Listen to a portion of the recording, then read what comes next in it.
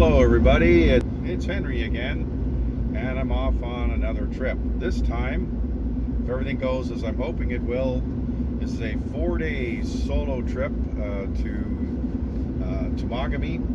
I'm going from the hub, the main Central Lake access, up through Sharp Rock Inlet, Diamond Lake, Wakimika Lake, Obabika, and back on the northwest arm over 4 days. Primary goal is to see the old growth forest of the Wakimika Triangle. It is reputed to be the largest stand of unlogged old growth white pine and red pine.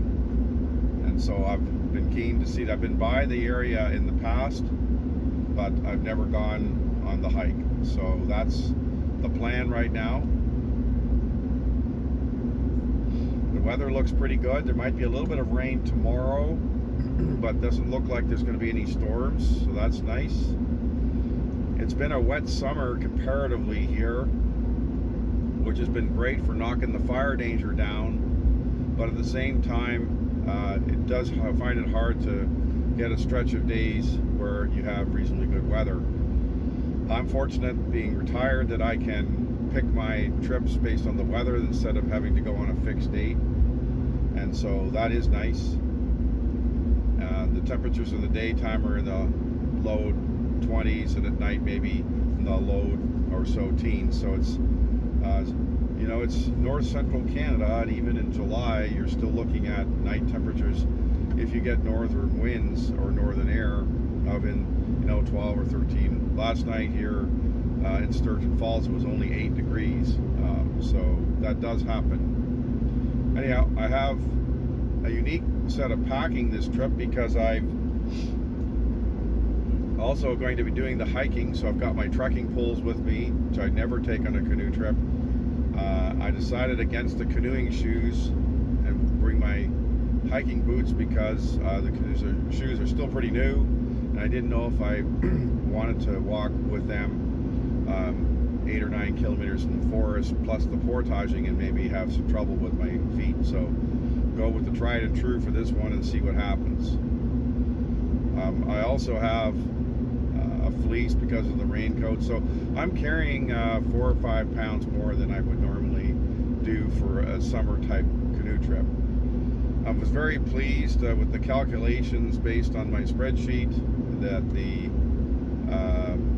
loadout of my pack is of about 55 pounds, which is almost 10 pounds less than it had forecast, so that's really good. I'd rather be on that side of the equation. So this is the first time I'm carrying both bear vaults, and they're pretty full for the 4 days, and we'll see how much of it I actually eat.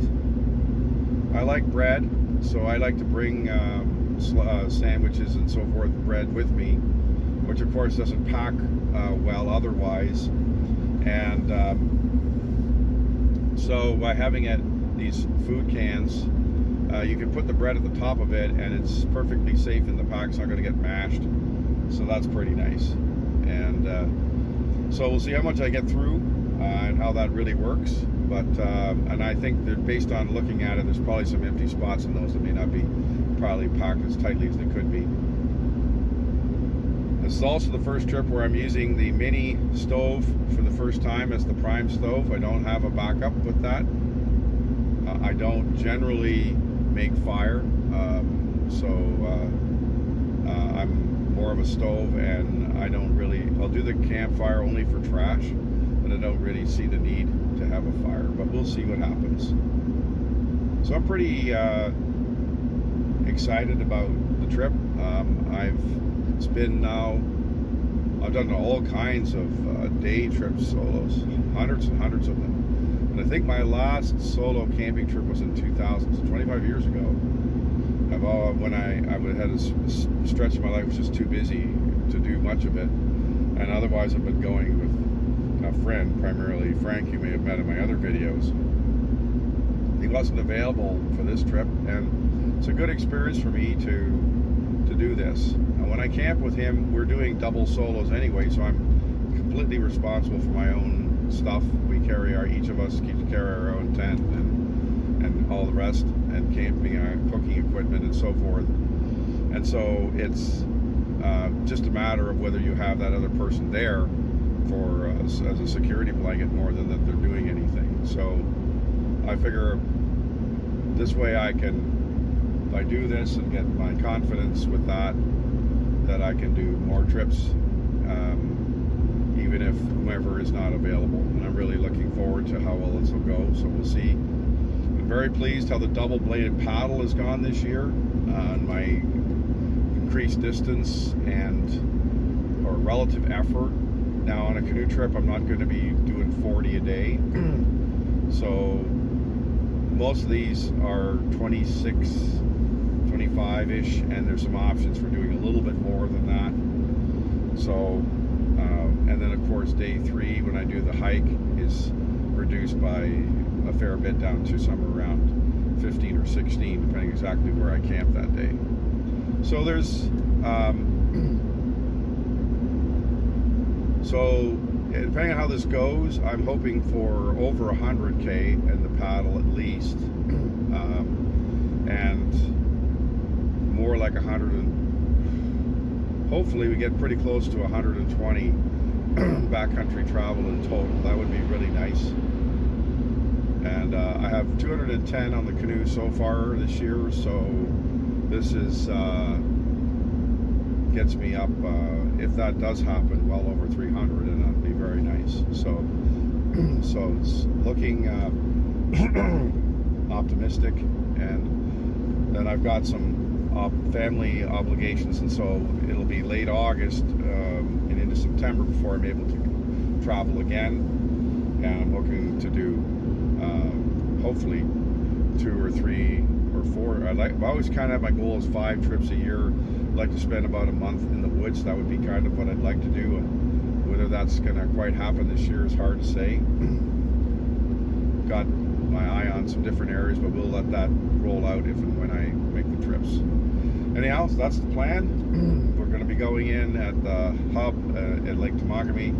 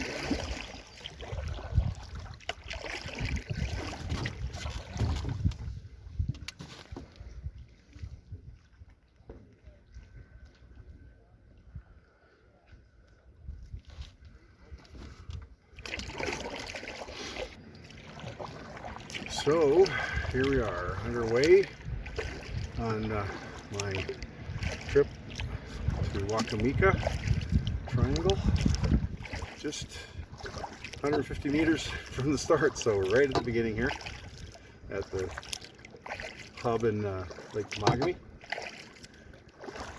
and we're heading basically north. But a beautiful day, nice, not too hot, and there's just a little ripple on the water. The only waves you're getting at all are due to the power boats, and there's enough of those around today, but still not too bad.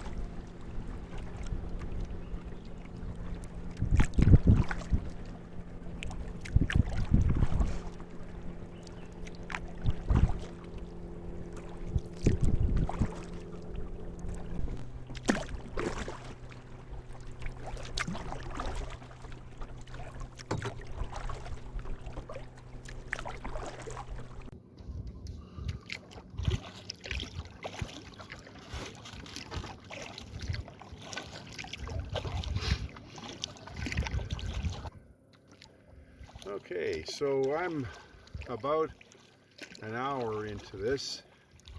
I've gone about 5.5 kilometers, and I just turned the corner to go towards the north arm. So we're doing pretty well. My GPS says I'll be at the camp location of my planned camp on Horseshoe Island at 4 o'clock, but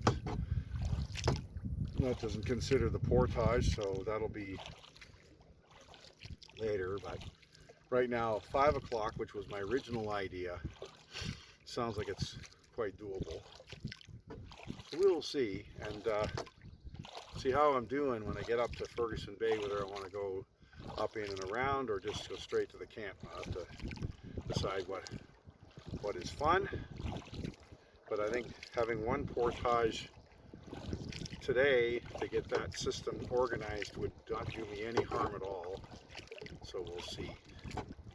I inadvertently brought my blue dry bag with me, and so I may use that to carry some of this stuff that's on the canoe when I carry the pack, or whatever. I'm not sure yet. I have to think about it. But either way, I'll put it to good use. I would say it's in the mid-20s today.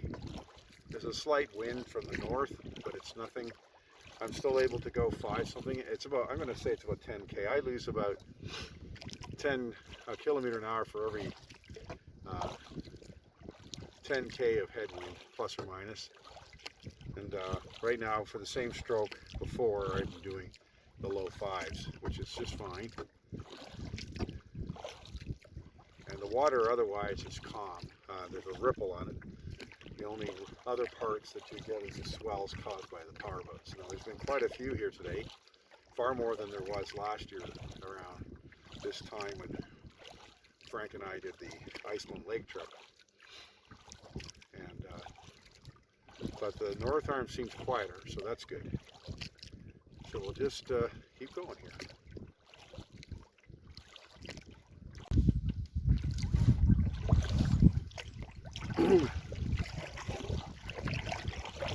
I don't know if it's showing the camera, but the water is so clear here. You can see down, 15, 20 feet.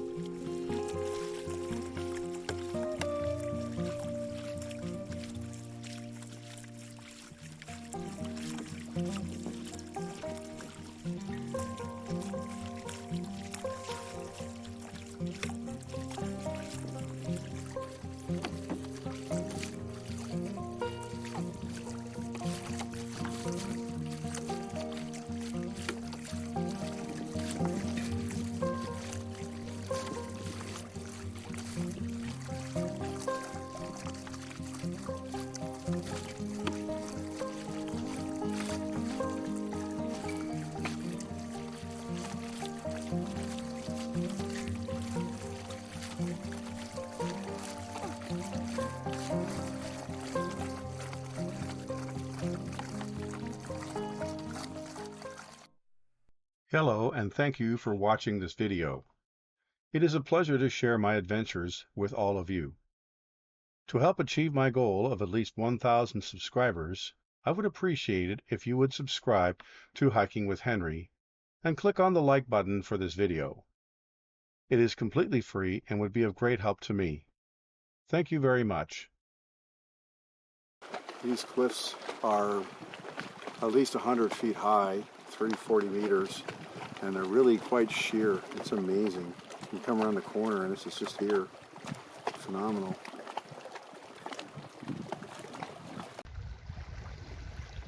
So I was hoping to stop here for lunch, but it's pretty brushy. It'd be pretty hard to get out of the canoe here with the rocks and without getting my feet soaked. I don't really want to do, and there's not a lot of space. Those tree branches and stuff are pretty stiff. So I don't know, unless something comes up here around the corner a little bit, I might just head on. It looked like a possible campsite, but it doesn't seem to be after all. Okay, so we're not going to make too big a detour. So we're going to head across here then to this next land, see what we find there. So I've gone 12K now in 2.5 hours, I guess. That includes everything. And it's a choppy, kind of uneven surface now. Not so much swells, but there's been enough boats go through. There's always a wake or two showing up. You don't even really notice the boat because it's far enough away, but the wake's still coming. But I'm still averaging over 5, I would say, for most of it when I'm paddling. And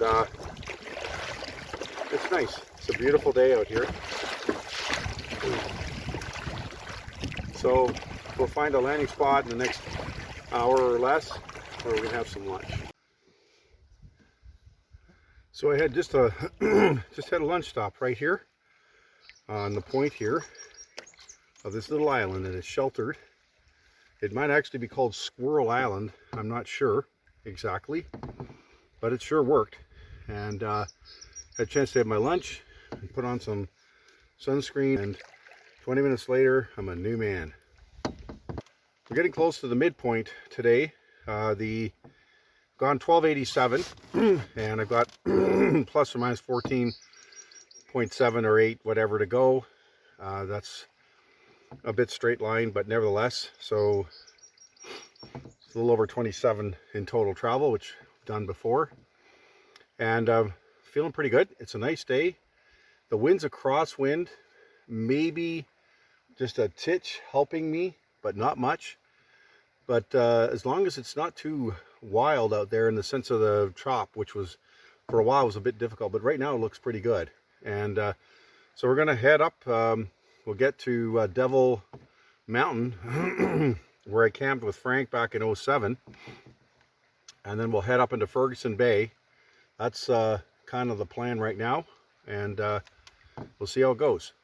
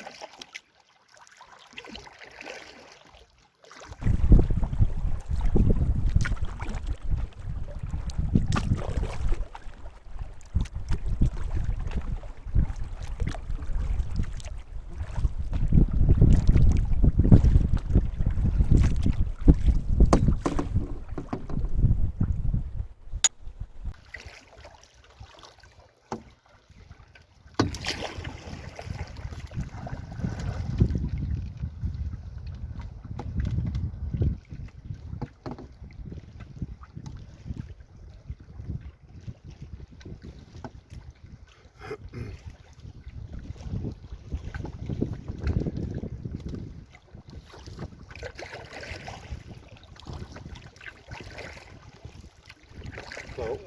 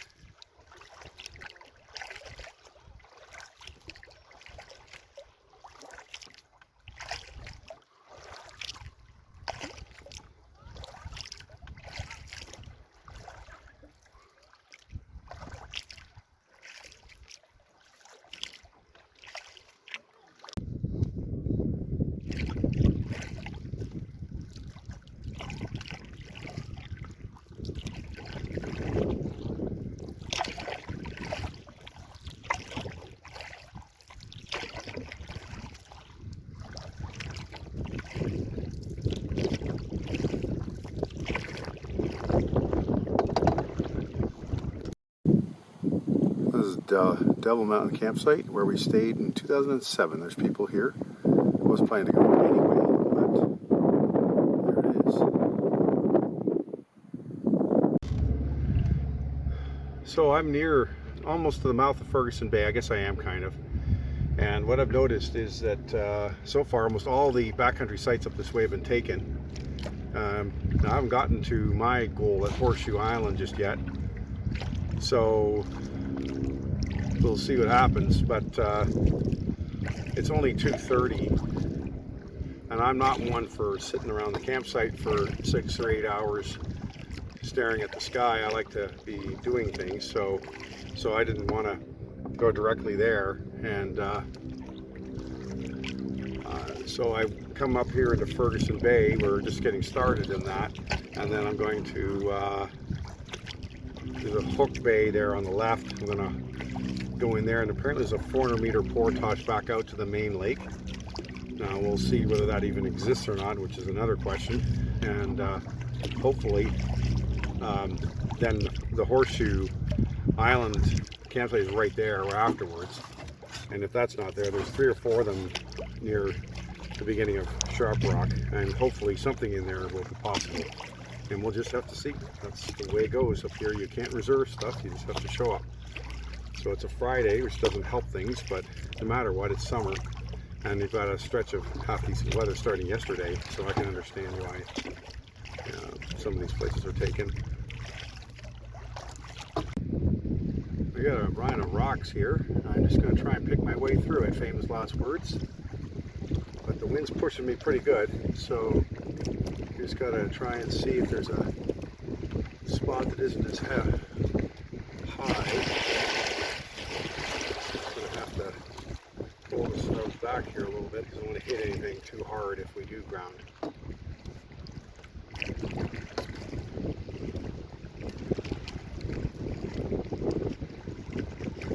Nothing's breaking the surface, so here's hoping it's that simple.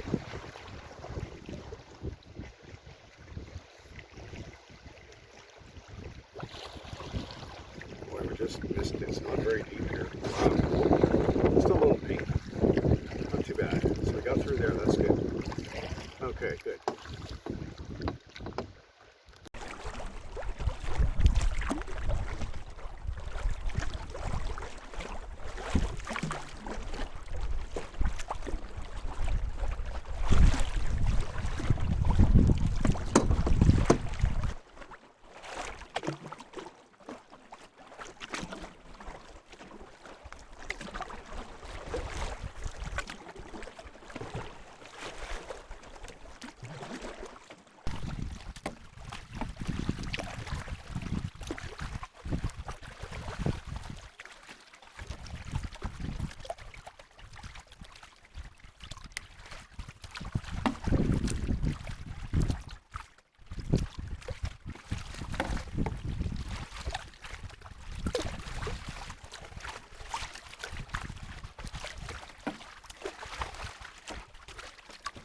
I've never been in Ferguson Bay before, and with the haze today, it has a real, ethereal feel to it. That's pretty big cliff system up in here, which we'll see later, and it's pretty nice. Thankfully, if we turn the corner here, the wind we're sheltered because we had quite a wind behind us, which was giving us a lot of following swells.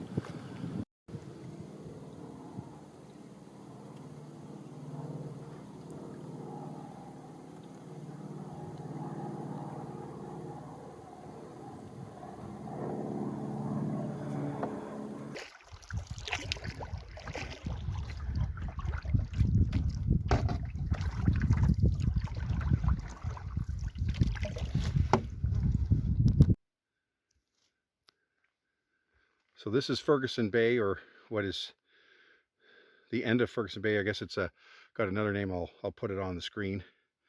And the portage I was concerned about is beautiful. There was a camp crew here, so I couldn't video when the folks were here, but they're all left now. So I've taken my pack over. Now the canoe goes, and it's let's see, it's about 480 meters plus or minus for the portage. It's almost completely flat with pretty good surface. Okay, we got through that portage as clean as I probably am going to, and that was 45 minutes, which is exactly what my model suggests. It's 480 meters, so actually 55, so I'm slightly quick with it, but it was a very easy portage. There was no there was a little bit of rock on it, but for the most part it was just a fairly flat walk. So now I'm headed to my potential campsite at Horseshoe Island, which I have no idea whether I'm going to be able to get to, as there's so many people on the lake today. So I'm just gonna, that group I was with at the portage, they're heading the same way, I think. So I don't know. I think it's a slim to none chance, but hopefully I can get it. It'd be really nice to be able to. It's now 20 to 5. I had said that I wanted to be done at 5. If I get this site, I am. So that would be wonderful. So we'll just have to see how this rolls out, and go from there.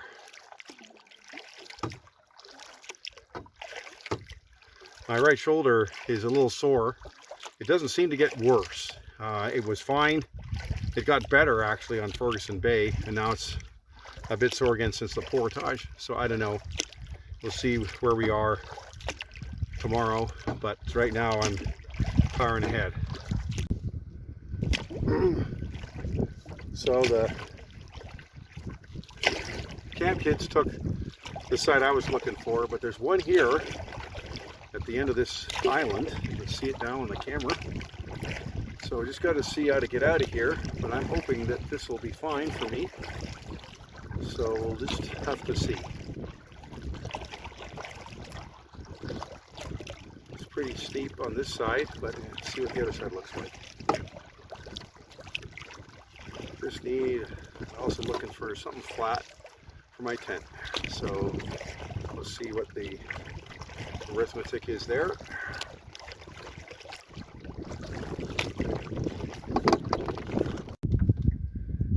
So that site I was coming up to there has a big private sign on it, so that didn't work. Then there's a site to the north of that island on a different piece of land that was marked, and there's nothing there. So I'm going to go through the lower inlet to the pass into Sharp Rock Inlet. There should be 5 sites there. I heard some talking, so there's obviously somebody there. But hopefully one of them is available. So that's the next stop. All right, so we've got one coming up here on the right. Hopefully it'll work. We'll see.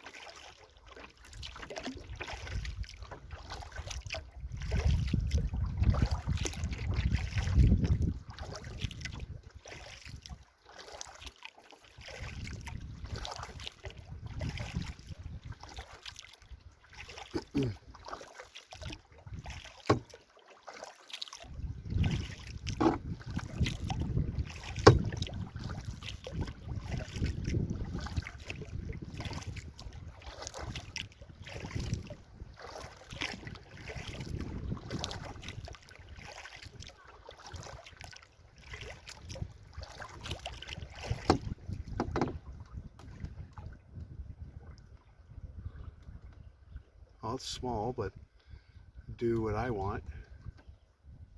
I don't see anybody on it, so I'll have to check it out, I guess.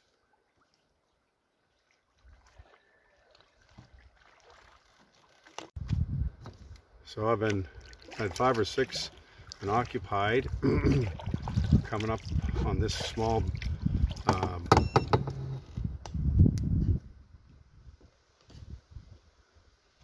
passage here, and apparently on the left, just maybe around the bend, there's supposed to be one here. So see how much paint we leave behind on the rocks here. And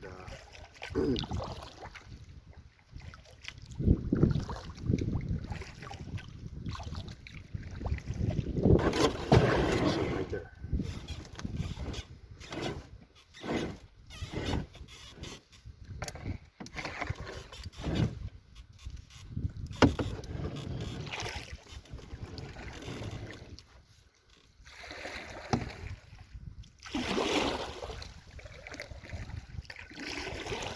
Really shallow here, so you don't even see it. That's the problem.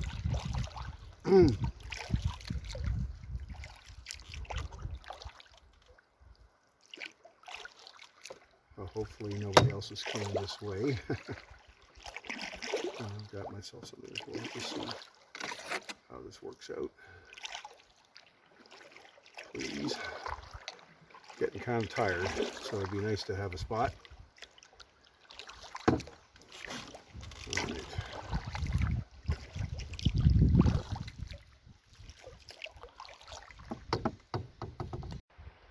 So I'm here at my little site on this small passage. It's pretty tight, but I think we're going to make it work. The water access is not too bad, but if they bring the canoe up. And my right shoulder is kind of sore right now, so I have to decide tomorrow what what the plan's going to be, whether I'm going to keep going or go back. It's never bothered me before, and I've got over 200 kilometers already this year. Had some big days, and it started bothering me about halfway through today, so it's just inflammation crap. So I'm hoping it'll go away, but I don't know. And we'll just don't want to get too far in and be wrong, so we'll have to see. So that's kind of disappointing given how otherwise fit I was, I think, this year. Anyway, here's a look at the site.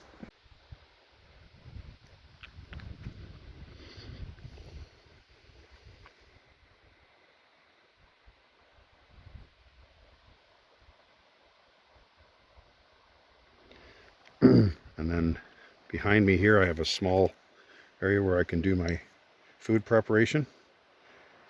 I'm just a little concerned getting the canoe. I want it to well out of the way so it can't go in the water, so I have to figure that out and decide how I'm doing my technology stuff tonight. And then even if I don't bring it all the way up, I'm going to tie it off for sure, but we'll see.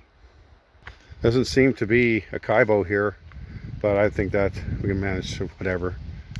And here's the small area just behind that's reasonably flat where my tent is.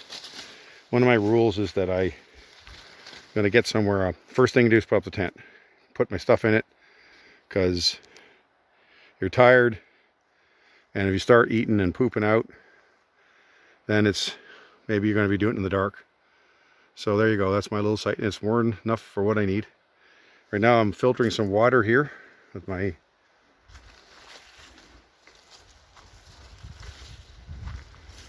Be-Free gravity filter. It's about a half a liter done now, so just letting that run. That'll help for dinner.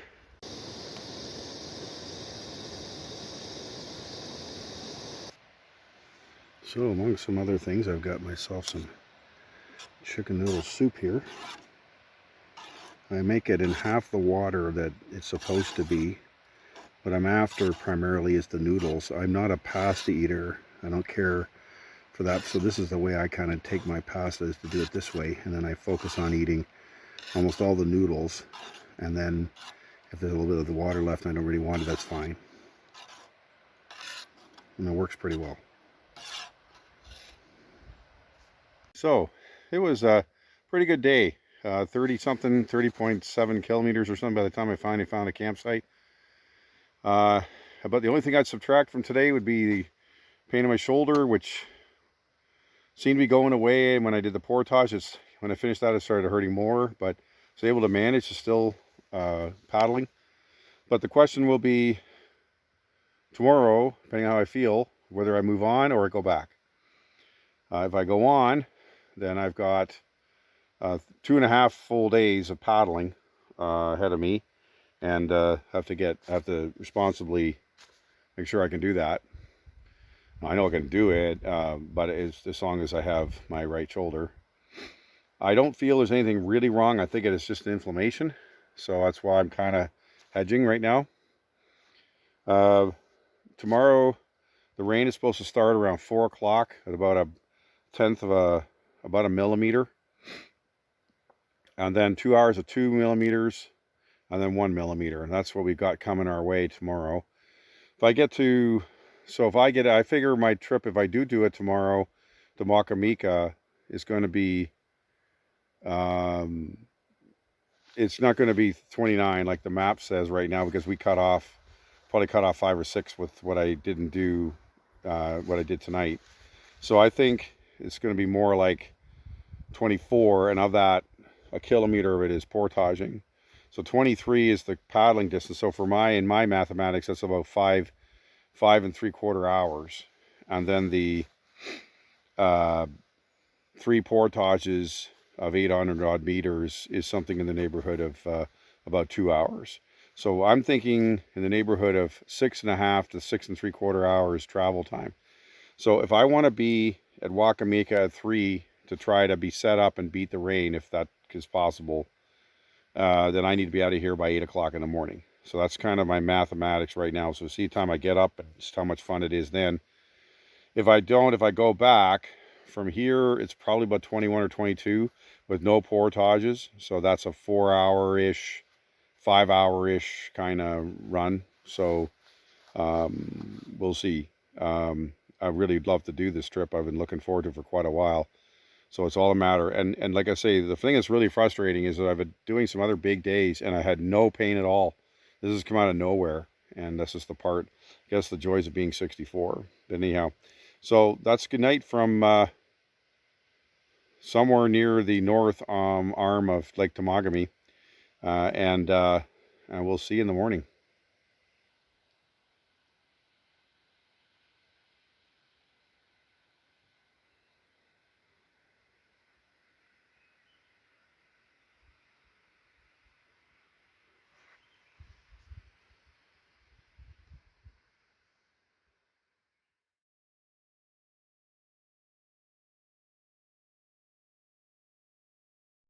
Began my trip at the central hub of Lake Temagami, marked item 1 on the map. I took my lunch at a small island at item 2. The campsite I used in 2007 was found at item 3. The 450-meter portage from Ferguson Bay back was at item 4, and after some searching, I found my campsite in the lower narrows of the entrance to Sharp Rock Inlet at item 5. For the day, with a pack weight of 57 pounds to start and a canoe with paddles and life vests attached at 74 pounds, I paddled 30.7 kilometers over 7 hours and 29 minutes, including all breaks. Aside from the late shoulder pain, it was a very satisfying day. Thank you very much for watching this video. Enjoyed it.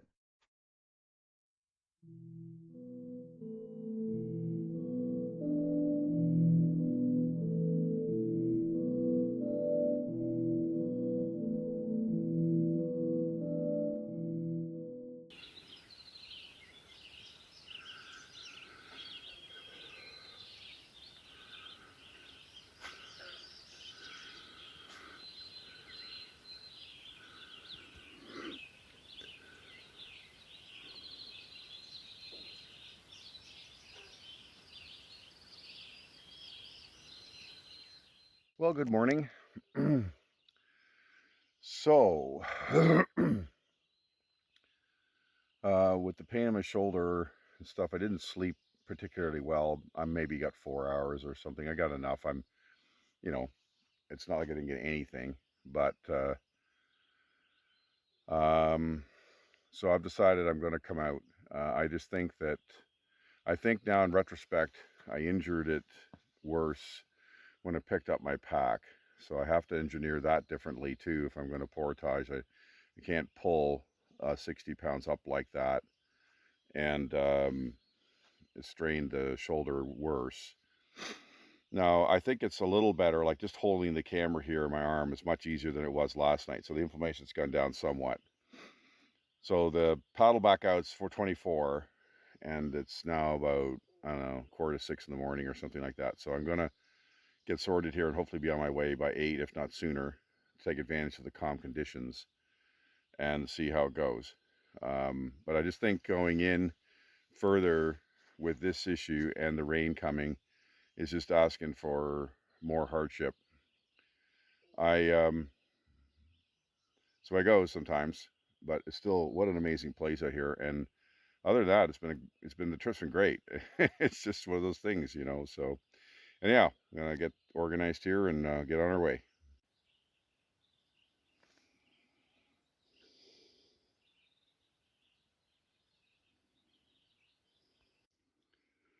So that was my campsite for night 1. Pretty good. The tent wasn't too bad. There was enough bare rock for me to sit my chair and table on and do my stuff. That worked pretty well. The water access here was pretty good. The only thing was to beach in the canoe was a bit tricky, but we were able to figure it out.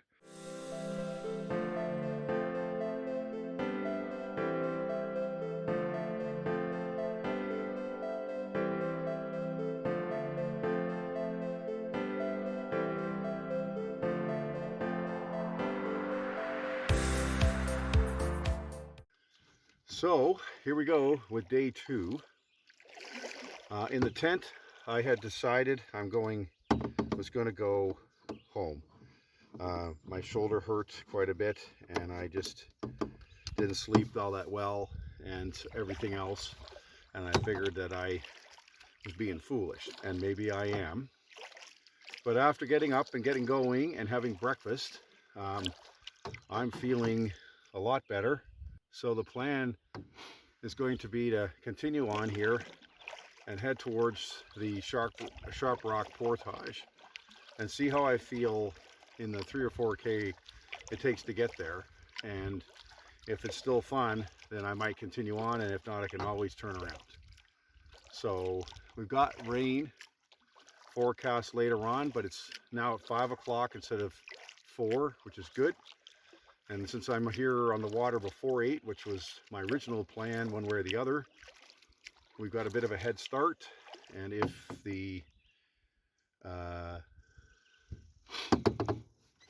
I'm able to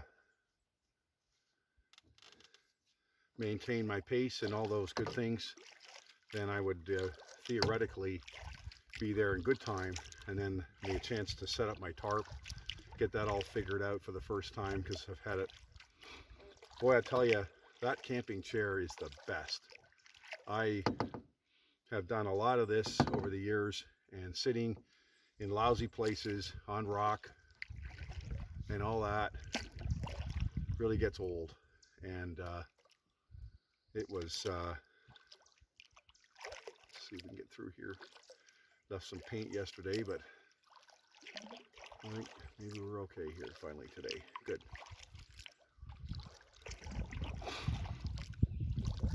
Anyhow, so it looks like we've got a bit of a breeze already. I was hoping that wouldn't be the case, but who knows how bad it is. But we'll see. And I'm hoping on Diamond, were I to do it, that I can be along the south shore and the wind shouldn't be a factor.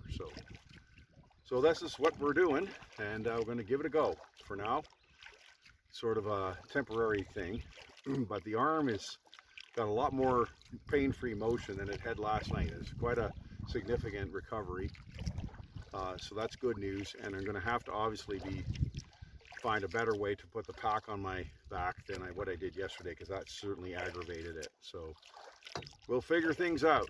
The joys of being 64. Anyhow, see you down.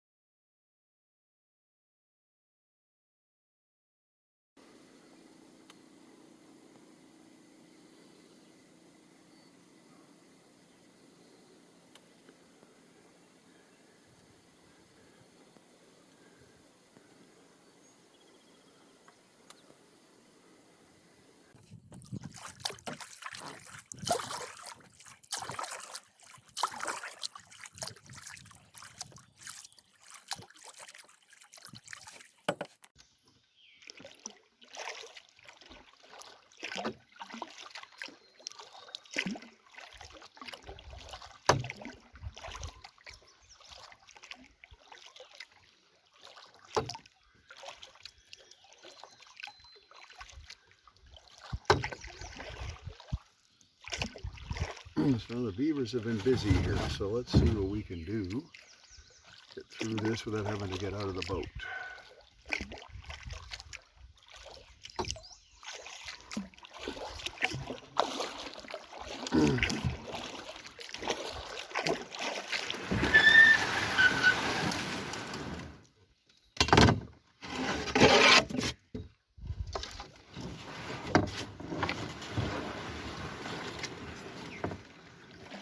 Big stick say today? There's the portage. Probably the busiest portage in this area, I would think. It's pretty common in here, I think, with everything.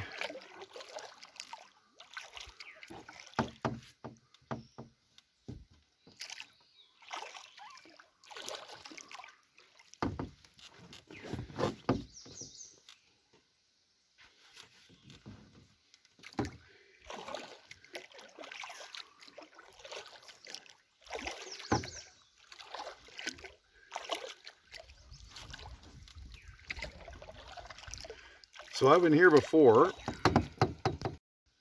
So I was here before in 2007, and I don't remember anything. It's just the log chute I remember a little bit, but I don't remember all of this. I could be in Bohemia, it wouldn't make any difference. No remembrance at all. Yeah, it looks like a half decent landing here, even a dock or something. Wow. So that's 6K from camp to here, and I'm feeling pretty good. So I'm grateful that I've kept going, because I sure didn't feel like it for a while there, but thankfully the arm seems to have recovered pretty decently. We're just going to have to be more intelligent about how we manage the lifting of the pack. So anyhow.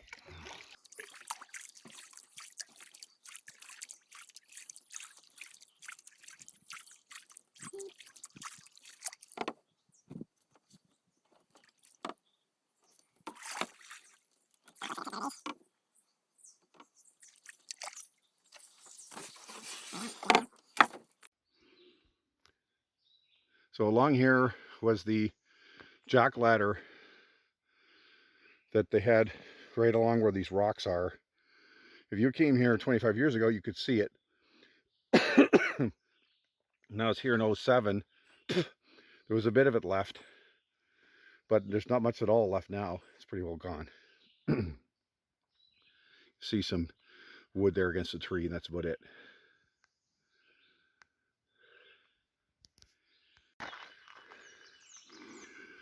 So that's from where I came. And here's the portage down through there. Just got to take the canoe and we're done.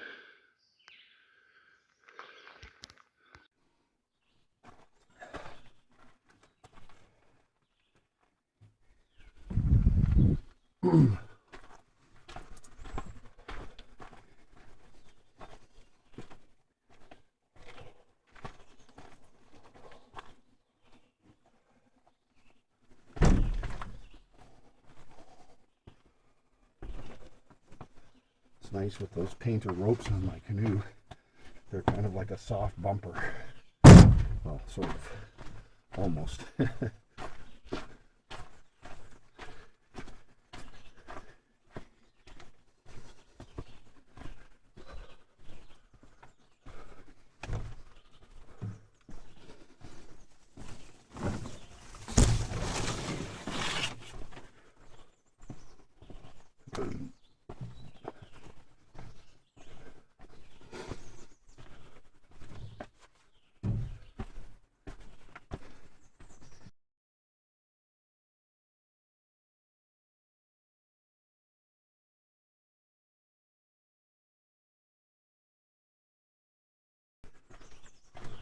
So the jack ladder that you can see there to the left, what's left of it, was a structure all the way along here.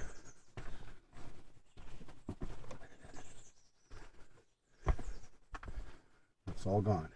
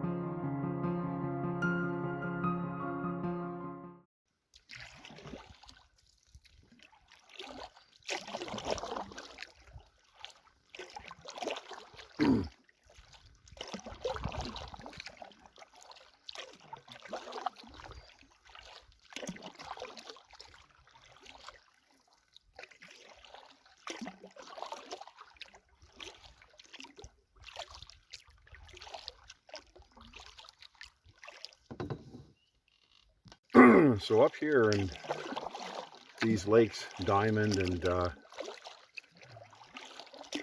Wakimika and Lady Evelyn and so forth, they changed the registration camping charges. And for many, many years, it was so much a night per person. So when I first started doing this in the early 80s, it was, well, this area was free, but say Algonquin or something was $4 a night. It was like that for quite a while. However, things change and people leave garbage in the backcountry and all the other dramas. And so they changed it and the fees started going up, $10 a night, 12, whatever. However, 3 or 4 years ago, they decided that at least for some of these parks here, they were going to charge a flat rate of $32 a night. And then you always have to pay the computer fee as well, so that's divided by the number of nights you're up in this area, and then the taxes, of course. And so it's tough on single paddlers. I'm paying $50 for one night at Wakimika. I'd like to, they say it's hard on outfitters where a site would be $90, and I can hear that. So why not say, okay, the maximum was say 32 or 35, start at $12 for a single and go up until you get to your maximum and then stop and cap it. Just don't understand that thinking, but that's the way it goes. Looks like we got some rain here, so I'm gonna have to put my stuff away. A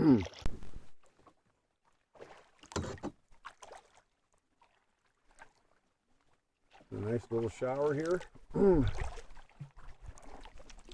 but it's calm.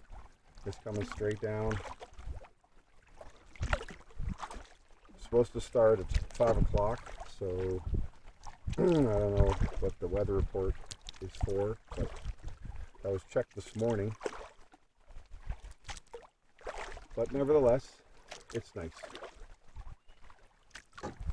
So the one thing that would be nice for me is if this happens now, and by the time I get to Wakimika, this is finished with, because it's supposed to end, the forecast was from about 5 until 10 or 11 tonight, so 6 hours. So we'll see what we get at the other end.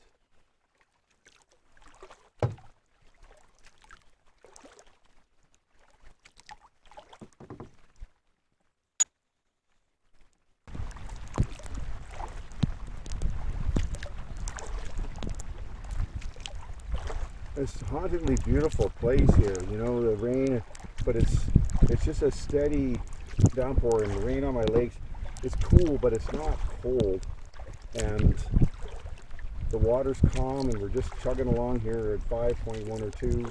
I'm not pulling that hard, and my arm feels pretty good, and I think it looks a little brighter up ahead, so hopefully we may get through this before we get to Wakimika.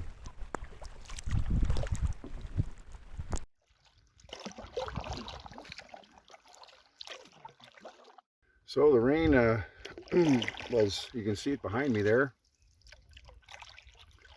came through, and was maybe a half an hour of it, I guess.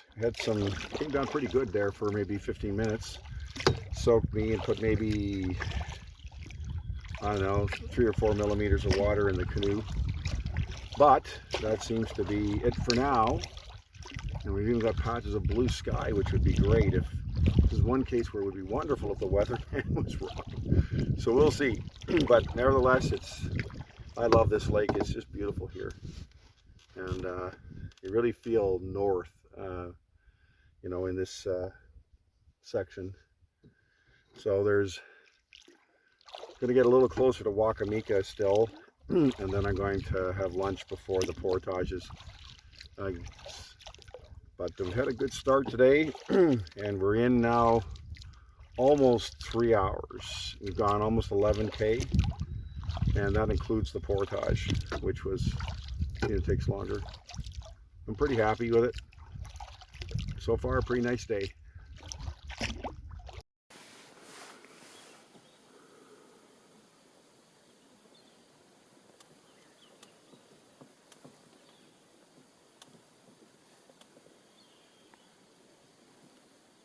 So it's a rarity up here in Temagami where there's so much rock.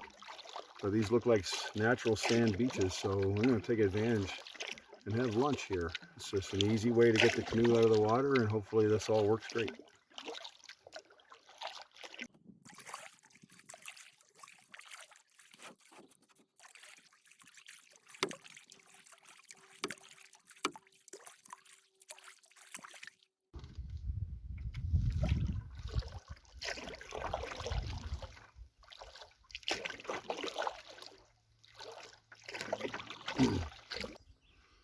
So one of the things I always find amazing about backcountry travel is the variability of it.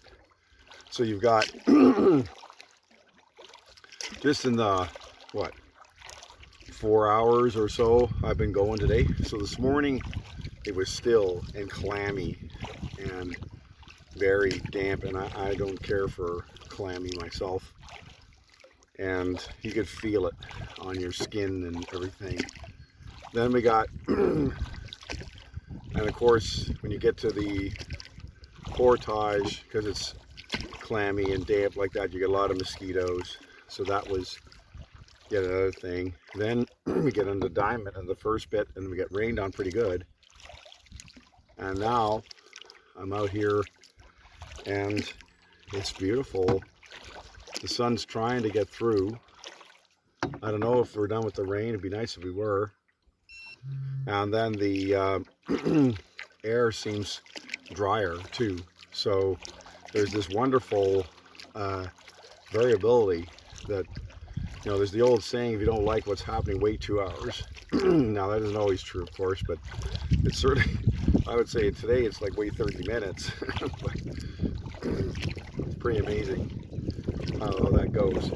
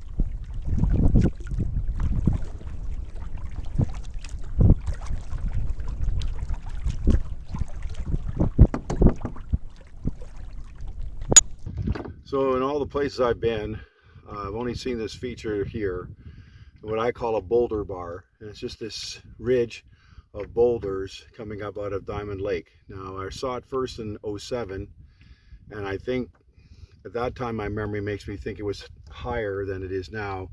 Whether the lake is lower or there's been changes with ice and winter, or my memory is the problem, either way. But I was looking forward to seeing this again because it was such a striking feature compared to everything else. So I hope you enjoy it.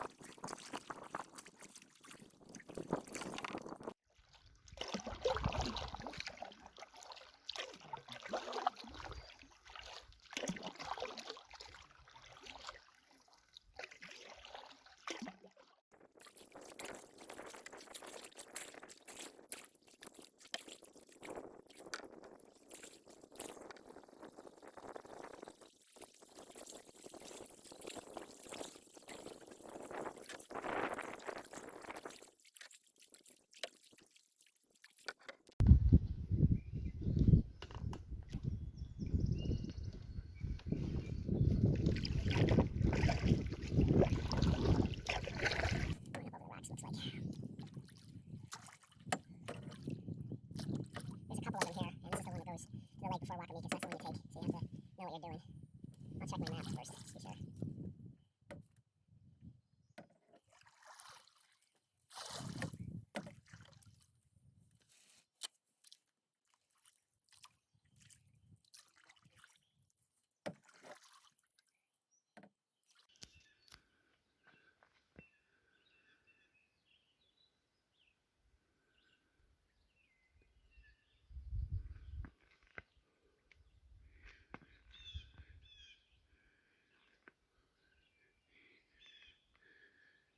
This is a small lake between two portages to get to Wakimika, and the second portage is about there, and so we have to carry and then put in the water, do a little bit, and then another carry about the same length.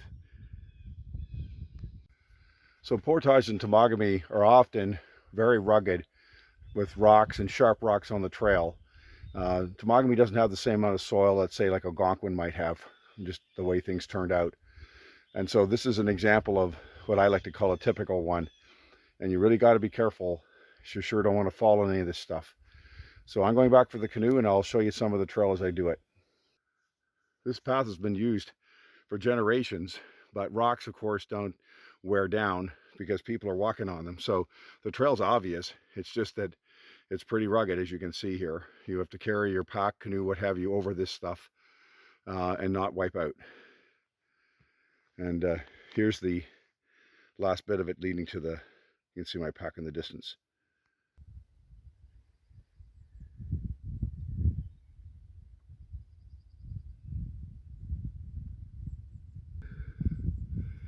Here's the portage. You see the little yellow sign right about there. And have to figure out how to get out of the water here. That's the next step to Wakimika. So I got the boat out with the plant, but I wiped out almost to ended up in the lake and almost lost the canoe. So it was would have got it one way or the other, but it turned out all I got was one boot in the water, so I think we did okay. So looking at the map with this portage, it looks like there's a rough beginning and a rough end, and in between there's a road or something. So that should be awfully nice for walking for probably 3/4 of it. So we'll see what happens. So I might bring my stuff to the top of the hill first and then see from there.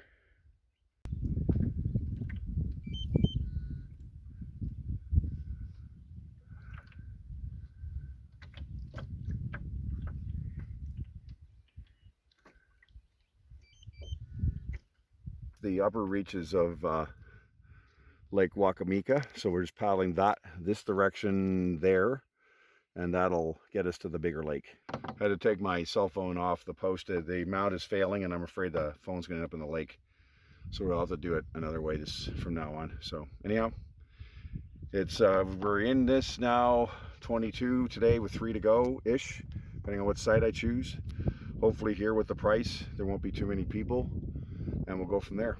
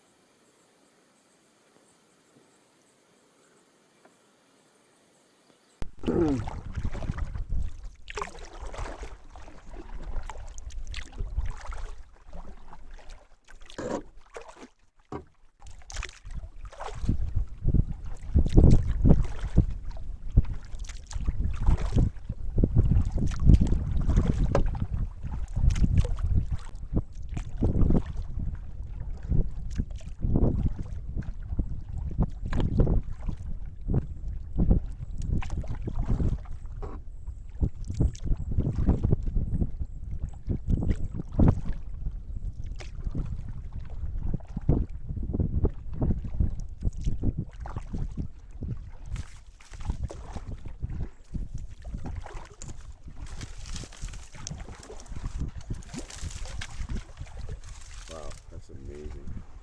Just absolutely just enough water to get me through. Isn't that good? That is awesome.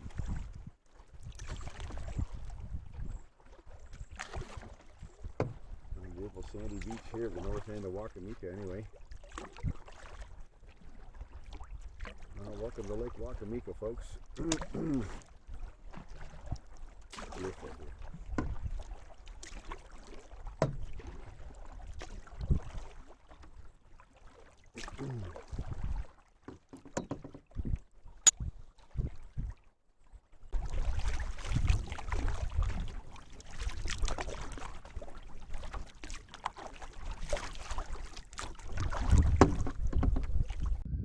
Okay, I'm here at this small island site at the south end of Wakimika. Looks very nice.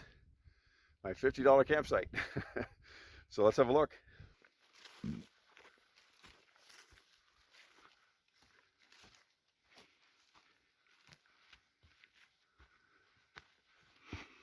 So we have living room furniture with a fireplace and a nice lake view, so that's nice. See what else we can find. And a toilet, but of course, there's no flush. And trails to the different viewpoints.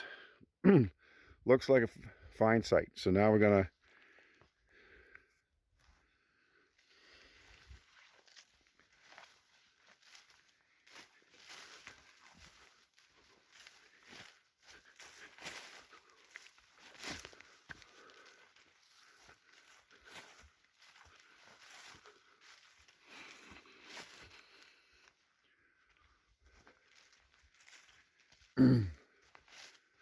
so this area right here looks good for the tent, and I think that there's enough trees I should be able to rig my tarp. So I'm going to get at it and show you what it looks like later on. So today was quite a day.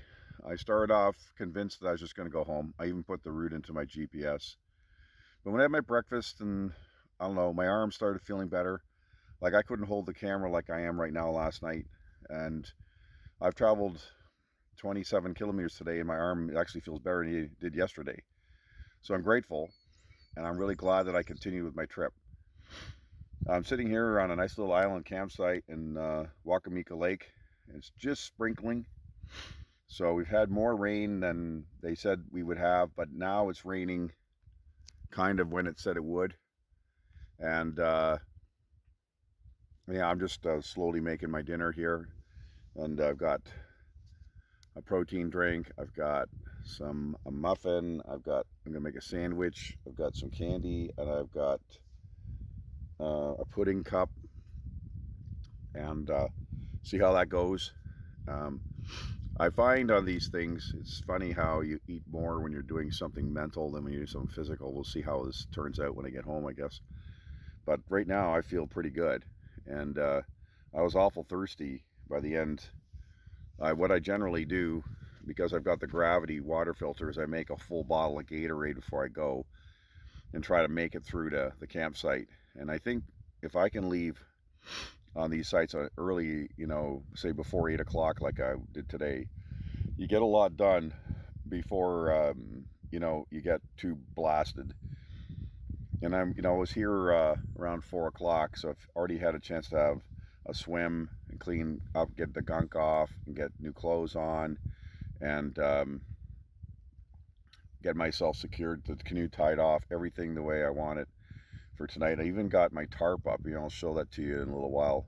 First time ever, and I'm really pleased how it rigged. It's those little aluminum cleats, they work real smart. We'll see how it is overnight if there's any wind, but right now I pretty like it. I put it over my tent just for something to do because I had enough trees there. I would have been just as happy to cook under it and put the tent somewhere else, but the way it turned out, that was the coincidence of the trees and the reasonably level place to put the tent. So there you go. Anyhow, so just to say, sometimes you know, it just depends on how the body works and what you want to do. And I'm not trying to sit here and say, you know, I'm a Marine and I'm just you know, shave with a blowtorch, because I don't. And I try to run my trips as responsible, and got family who care about me, and I'm not going to go out here and be silly. It doesn't mean things can't go wrong, but I'm not going to court it. So if my arm had hurt as much this morning as it did last night, I would have gone home. But after breakfast and starting to paddle, I could raise my arm without pain and do stuff like right now here. There it goes. See? And it didn't hurt at all. And couldn't do that last night. So I'm really pleased how well it recovered. And again, I'm limited because of my other stuff to taking Tylenol, which doesn't have any kind of anti-inflammatory in it. So whatever happened, my body fixed it. So I'm pretty happy with that. And I must say, given that I'd already done a couple 100 kilometers of paddling this year, to have trouble on the first day was pretty disappointing. So I'm glad that, you know, it just worked out the way it has. And so tomorrow, hopefully, off to see the big trees. That was the aim of the trip, along with so many other things. And boy, what a variation today. First in my condition and then weather. I had all that really close, humid, dank air when I started this morning. Then we got rained on. Then it stopped. Then we've had this cloud, but the air feels a little different right now than it did earlier. Now, that may also be because I had a bath, but anyhow, we'll see how it goes. But there should be more of a breeze here tonight than there was at the other site, which was much more, there was nowhere near the big water near it and stuff. So hopefully we'll see how that goes. It's supposed to go down to 10. So we may find a use for the fleas after all. But anyhow, I'm pretty happy here on Wakimika Lake.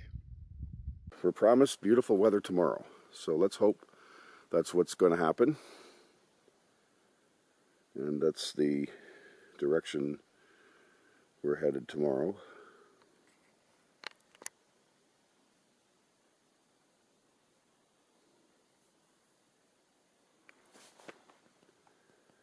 And then, so the site's basically set up now. I wanted to test my tarp. I've never used it before, so I just rigged it over these trees, and just happened that underneath it is the only place where the tent is reasonably level. I emphasize the word reasonably.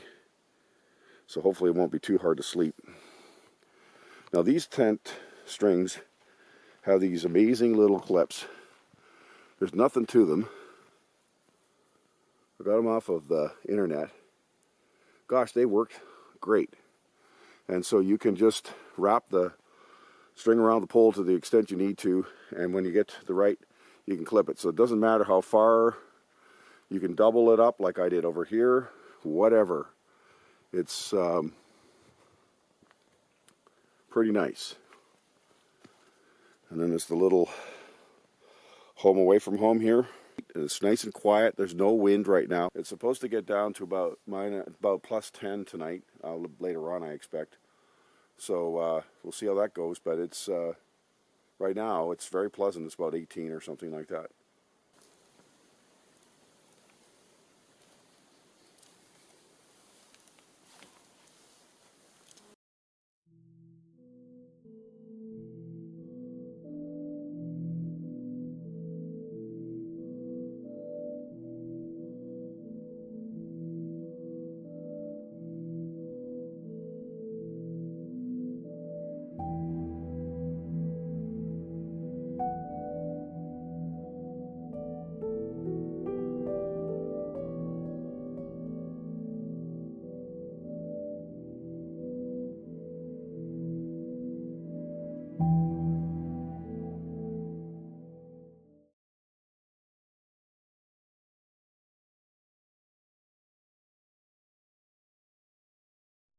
Beginning my day at the small campsite marked item 1 on the map at the Lower Narrows, and deciding to continue with my trip, I paddled to the Shoprock portage marked item 2.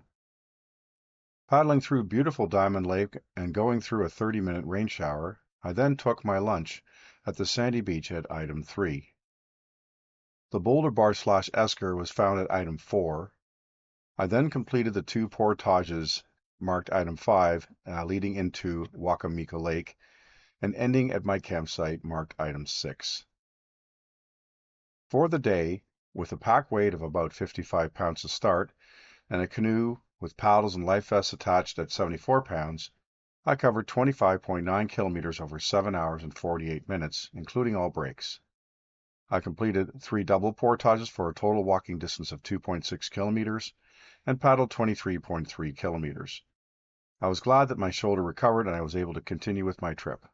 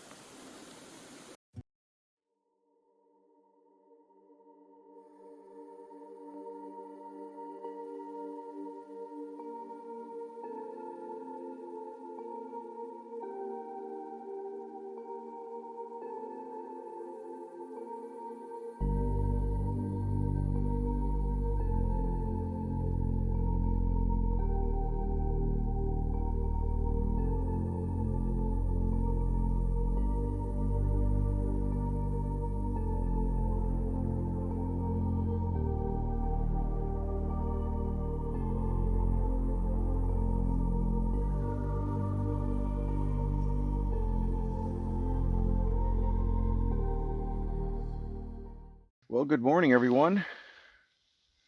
We awake to this magnificent, beautiful weather and a sunrise over the lake. The morning of day 3 on my Wakimika trip this year. So today's kind of the objective. I'm going to paddle south of here through the Obabika River to the north end of Lake Obabika, and then right across to the old growth trails, and there's about 6, almost 7 kilometers of trails through the what is apparently the largest remaining grove of old growth white pine and red pine. This was to be cut, of course, in the late 80s, and mercifully environmentalists and other people got involved, made enough noise that the government decided to change its mind, revoke the permits, and made the whole thing protected.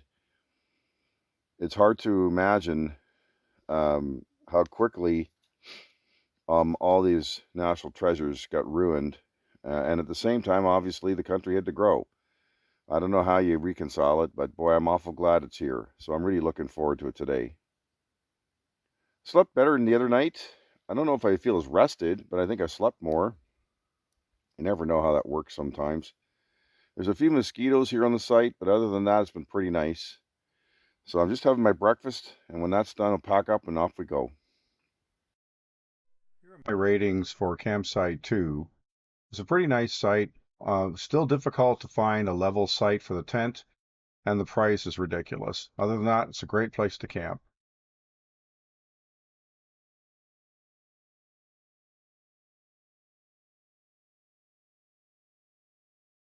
It's about 9 o'clock, 9:05. I just got out of in the boat, moving a little slower today. It's only my 3rd day, but yesterday was a lot, and I don't know what, I'm just feeling kind of draggy, even though I thought I slept better. Who knows what the math is on these things. So we're headed off to the Obabika River, and then all that oxbowing that's in there, and then out into Obabika Lake and right across to the old growth trails and see what we can find there. I'm really looking forward to seeing the big trees, and we'll just go from there.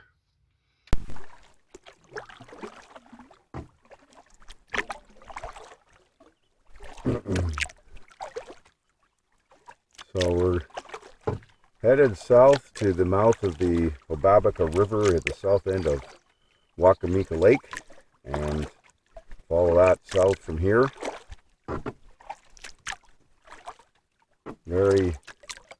There's nobody here on this lake except me. Just absolutely quiet. And the water is calm. It's wonderful out here.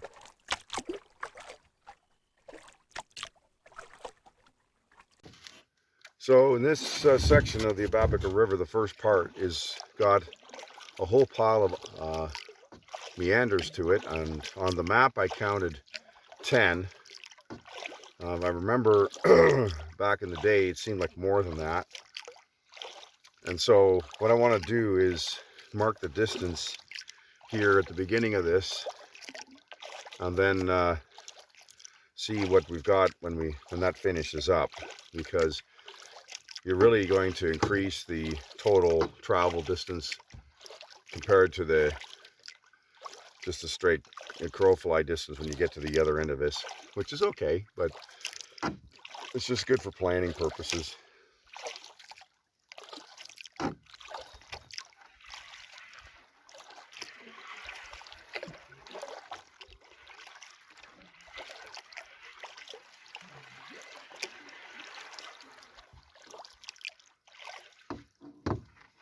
This is looking north from the Wakimika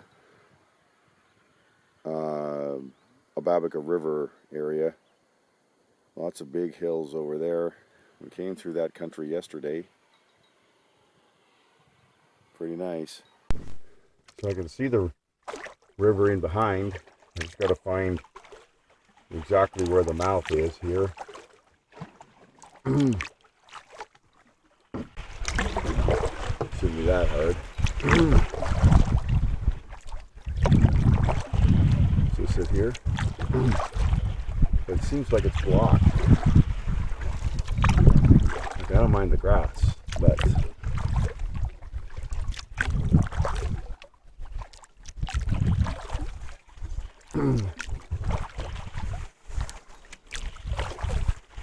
seems like there's a, like, this looks like the mouth, which is what I originally started at. But maybe there's a, like a change in direction or something that fools you somehow to get in here. I don't know. It's right on the compass point. So I was right, but I didn't trust myself, which is, I think we can get in maybe here. Let's just see.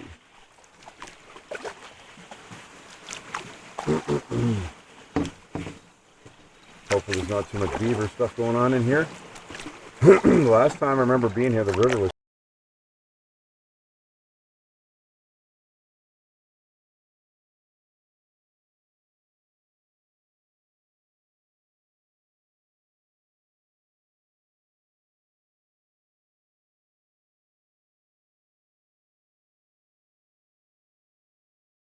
nice and big and deep and wide. There was no problem getting through.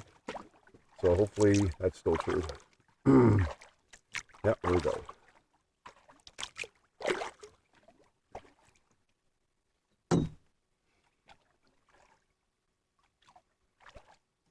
And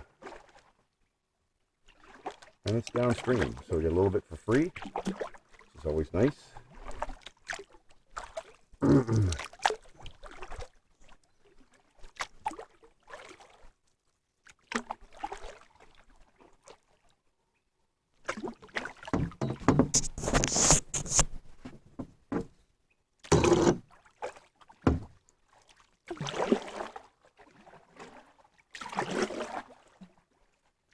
Pretty decent current, actually. I don't know if I'd want to paddle the other way on this. Probably going a couple of K an hour anyway.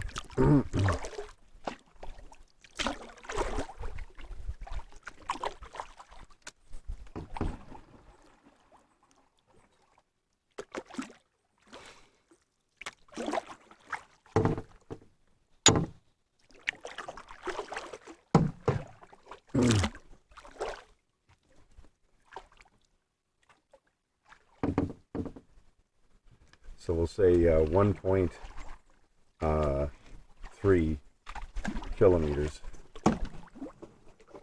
when I started. Say one, yeah. So 1.3, and we'll see what we are when we get done. So far, this is far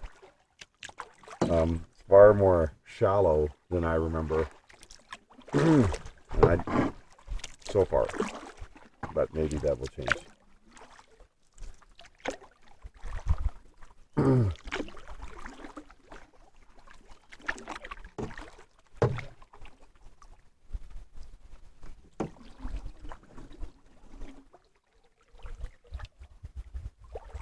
It seems to be deepening a bit now.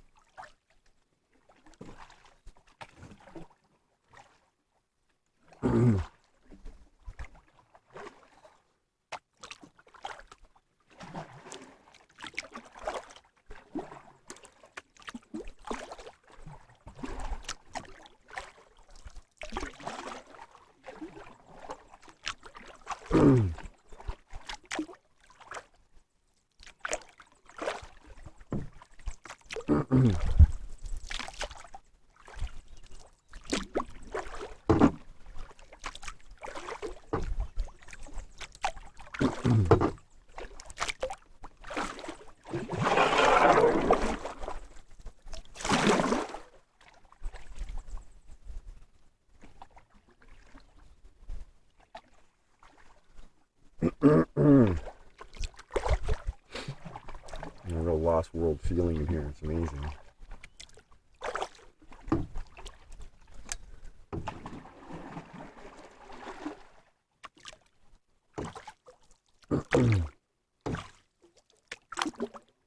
This is more how I remember it here, the bigger trees and the deeper water. And we were two in a canoe, and I remember us really going through this.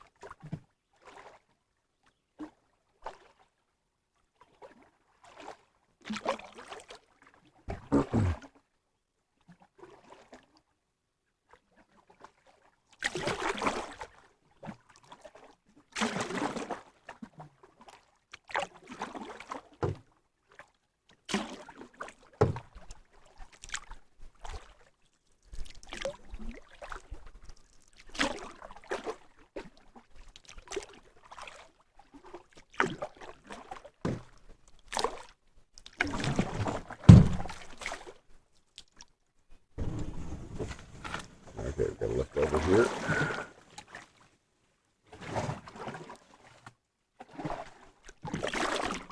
That certainly wasn't in the plans. Let's see if we can get by it. Oh, good. I have to try that hard then.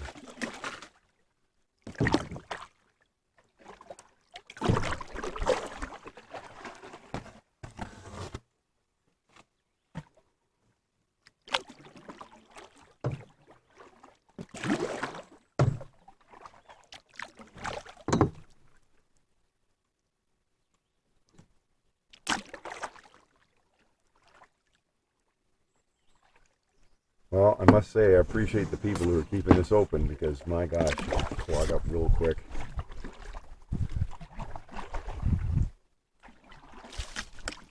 Every spring, right, you're going to have stuff come down.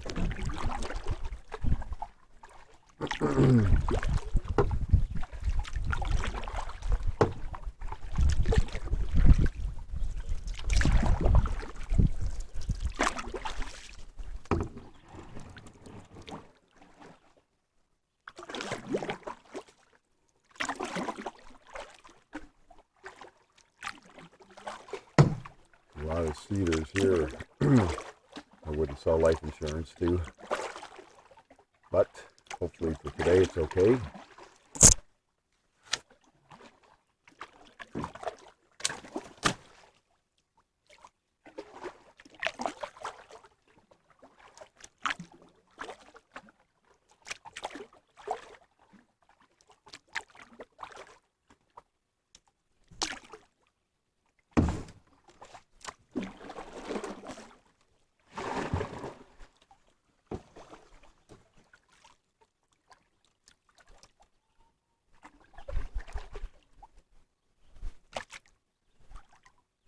Well, if my $50 campsite pays for maintenance here, then that's well spent money. Would be absolutely impossible for normal people if it wasn't people who hadn't kept it up. So I will take that one for the team.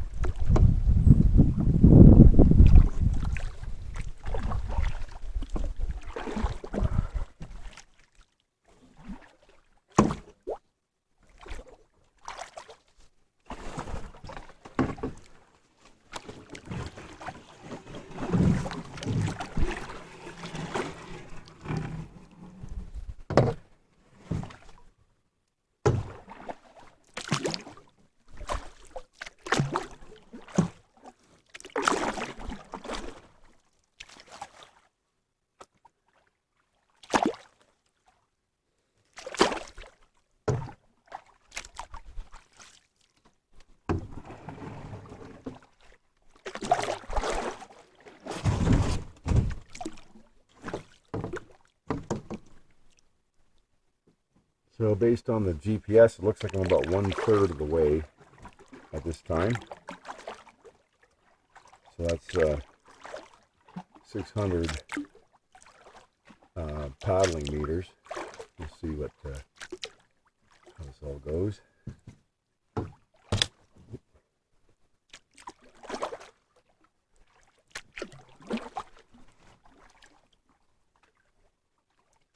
The double-bladed paddle works pretty well in here. You just have to watch when there's obstacles. You don't get the paddle caught on both ends so that you could bend it or break it or something. You just have to really be mindful of that. But mostly it's not too bad.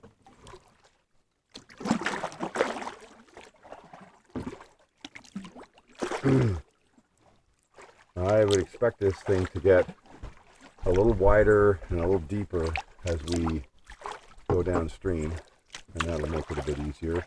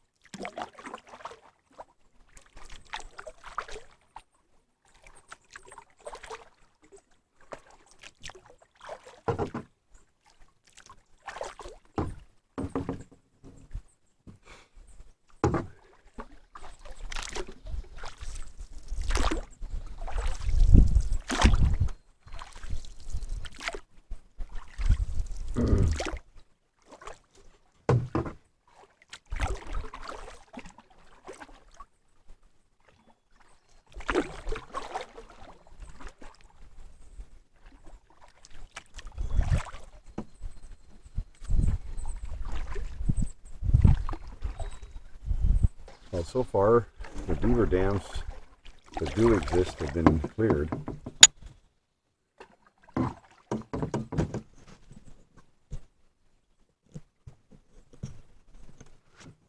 Which is nice.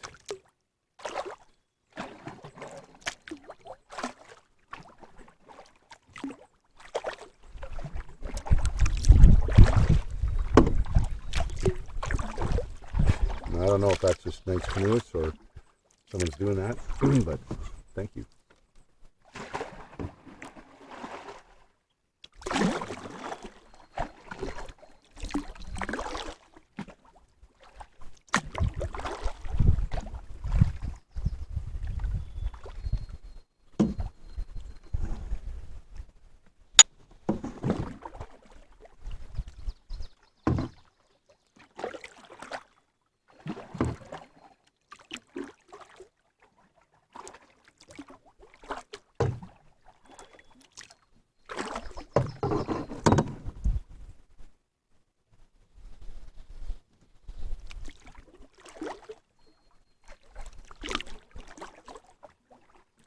That foam you see, that's not pollution, that's from the proteins in the water and the flow. So it's sort of like taking an egg white and frothing it up.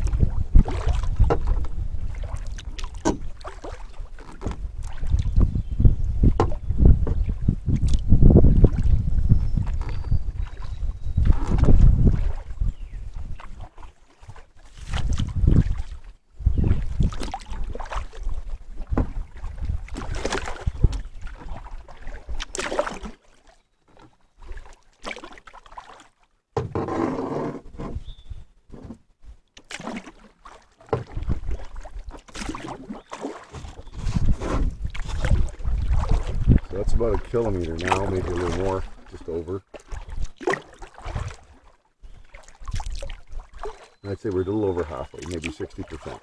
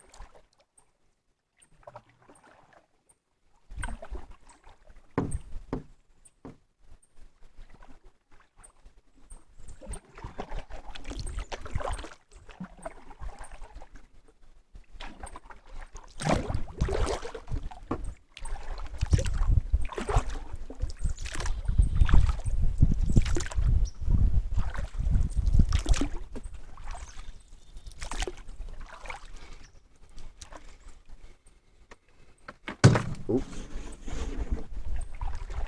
Closer than thought.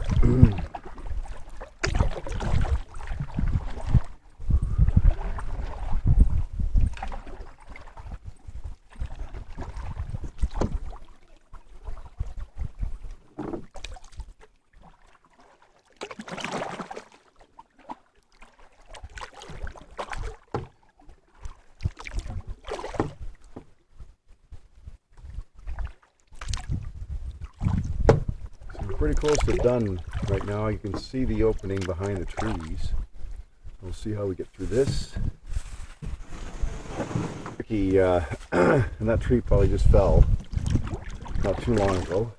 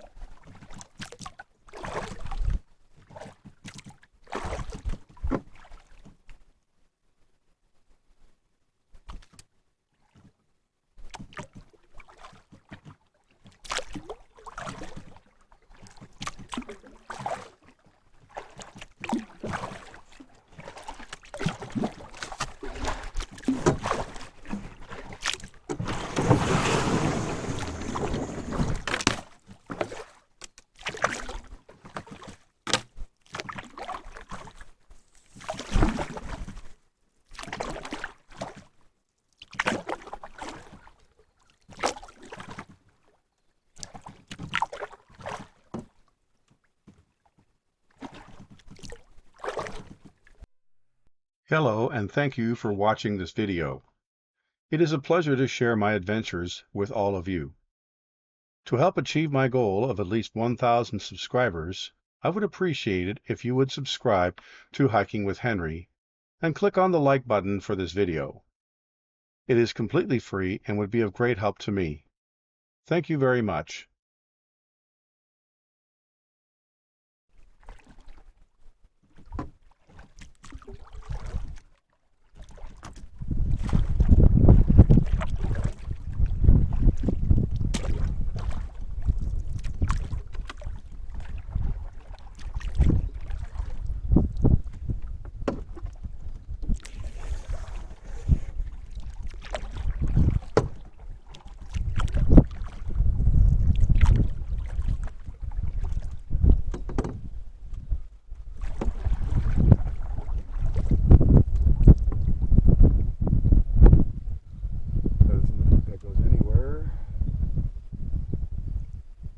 Figure what happens now.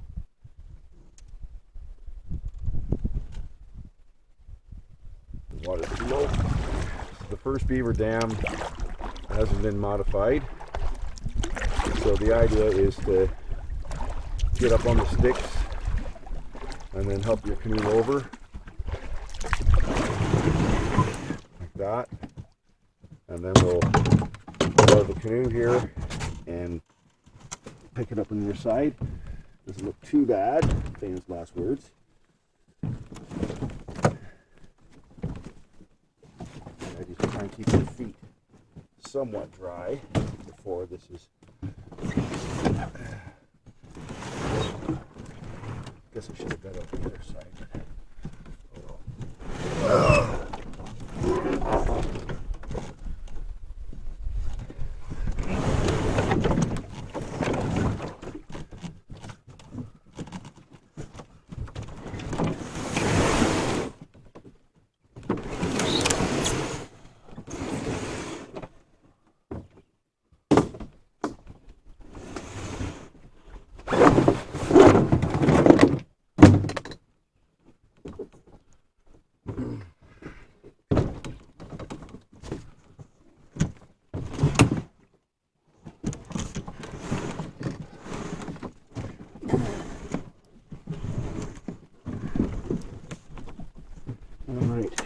her over.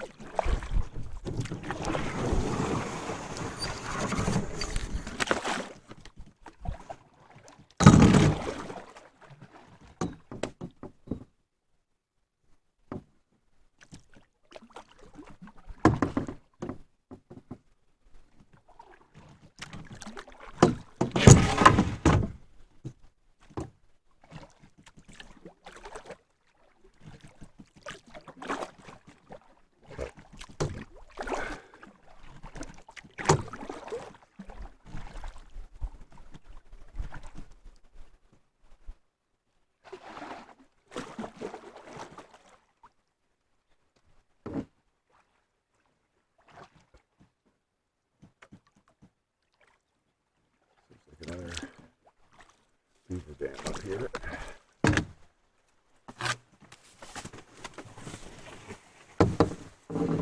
that one's been disturbed. That will get their attention tonight. Probably from the water from the storm.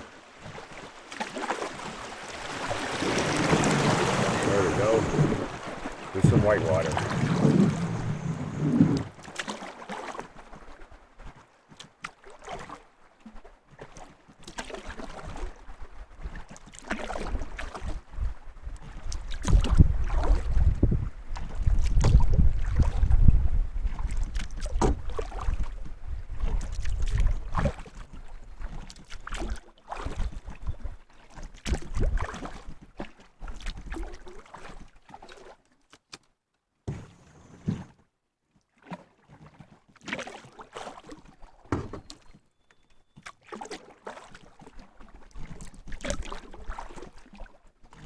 So that's 2 full kilometers in here now of meanders, which I think is maybe a kilometer as the crow flies, so it's double the distance, which is hardly a surprise, of course.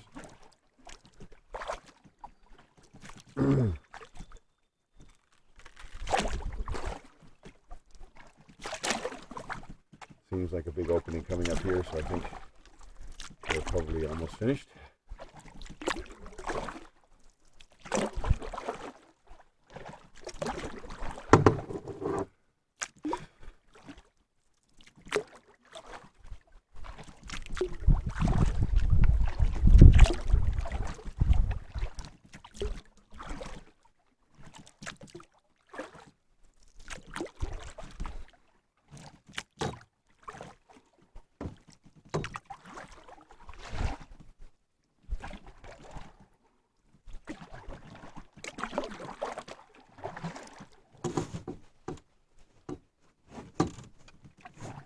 I thought it would be more mosquitoes in here given what was at the campsite, but there's the odd one, but nothing too terrible that I could tell.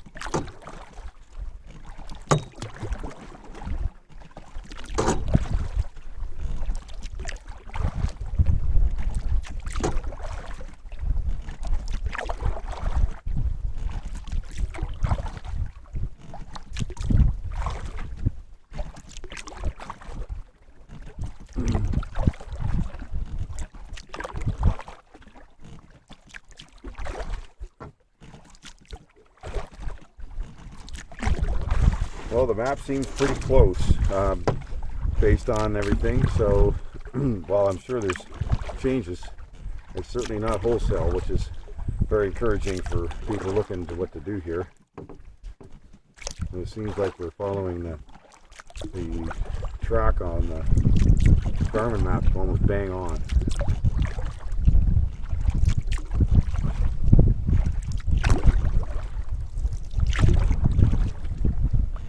This should be the last corner here.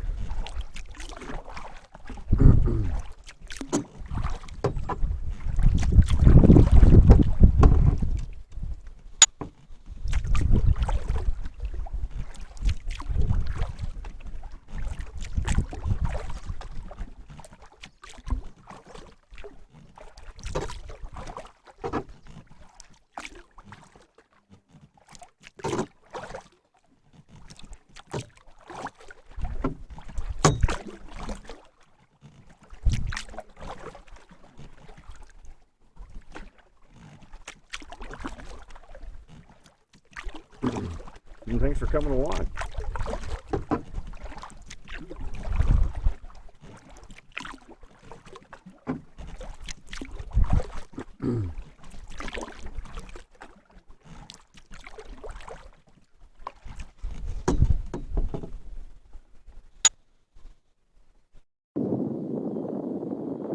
This is a small lake halfway through between Wakimika and Obabika lakes, so just halfway between here.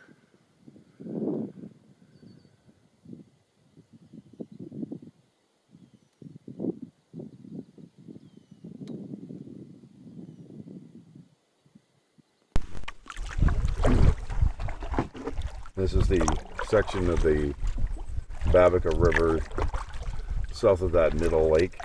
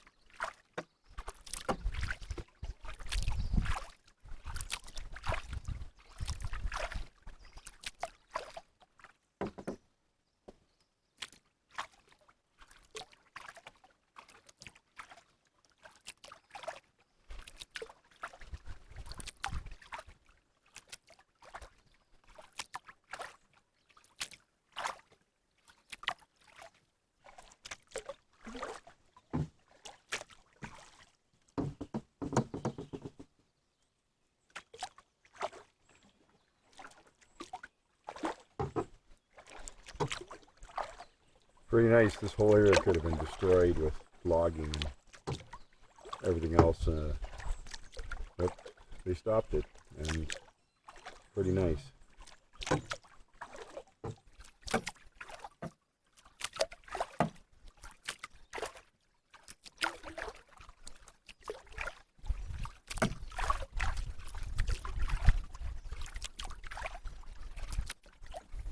Go ahead. Going away.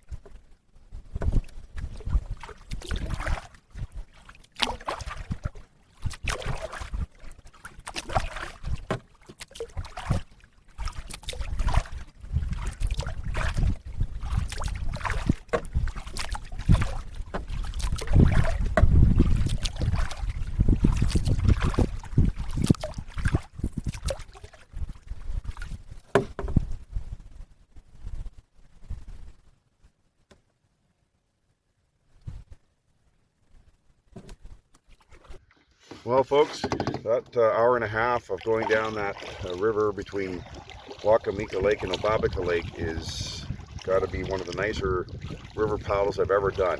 If you can get up this way sometime and do it, I think you'll agree. I'm now on the west shore of Obabika Lake. We've got a pretty fresh north wind coming right now, so I'm just paddling up the lake a little bit here to get some shelter, because I'm trying to cross the lake over to where the old growth trails are.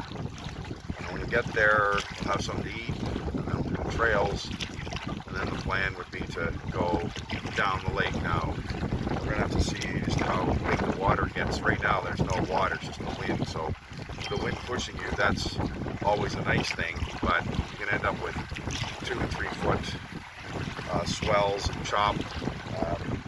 They can swamp you, so you have to call it be able to go all the way. I'll have to see just what's possible, and the sense of that is what campsites make sense with that situation. So right now we're just doing this. If you can hear the wind, and we'll go from there.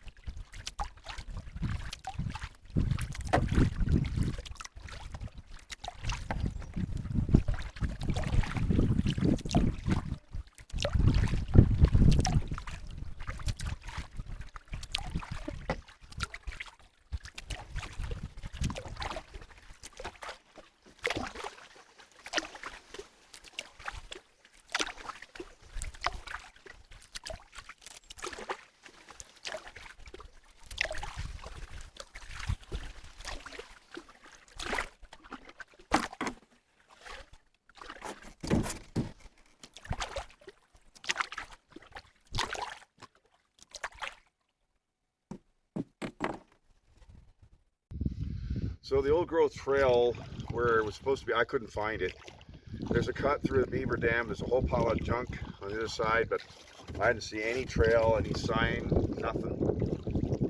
So we're going to go back to the portage and do it in 2 pieces after I eat lunch.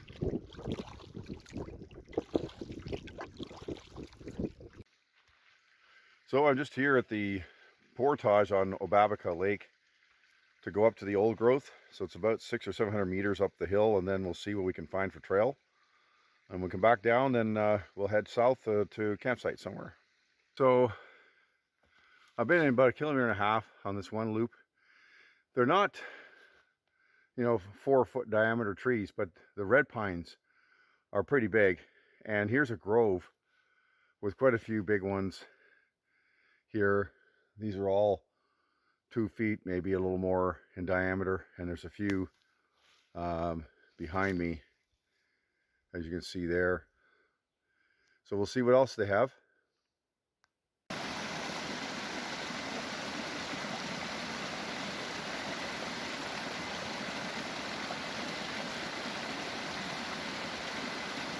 So I have my back right to this one. I think this is the biggest white pine I've seen so far.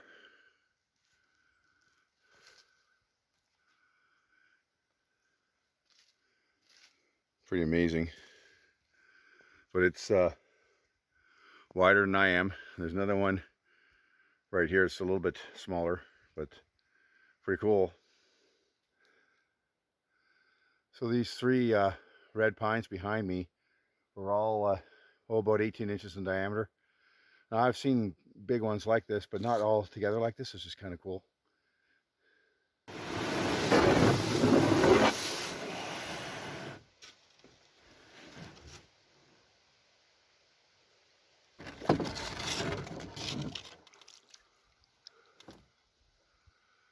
So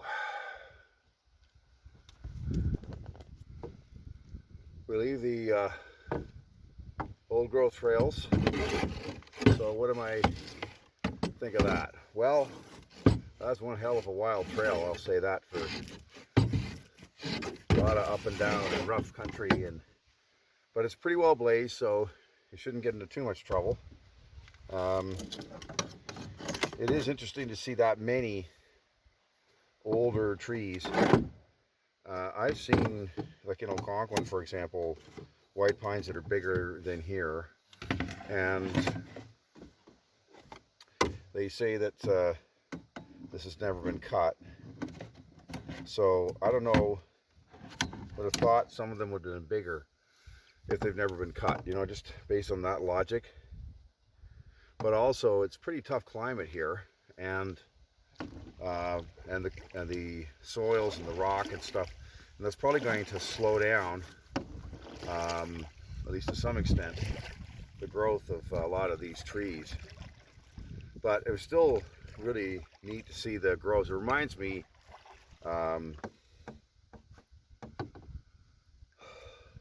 that forest I saw down near Simcoe, whose name escapes me just now. But those were Carolinia trees with way better growing conditions than anything that would be here. So, what's left today? Well, I'll tell you, frankly, folks, I'm having kind of a rough day. I'm tired and achy. I don't know if it's just my third day of this or just what, but anyhow, the plan is to go down to near the portage to the northwest arm, sorry, so that tomorrow, which is when I propose to go home, is not too far, because I got a fair paddle on Temagami proper. So that's the plan, and the wind seems to be a little bit on my side for this trip, which is very nice, and we'll appreciate that.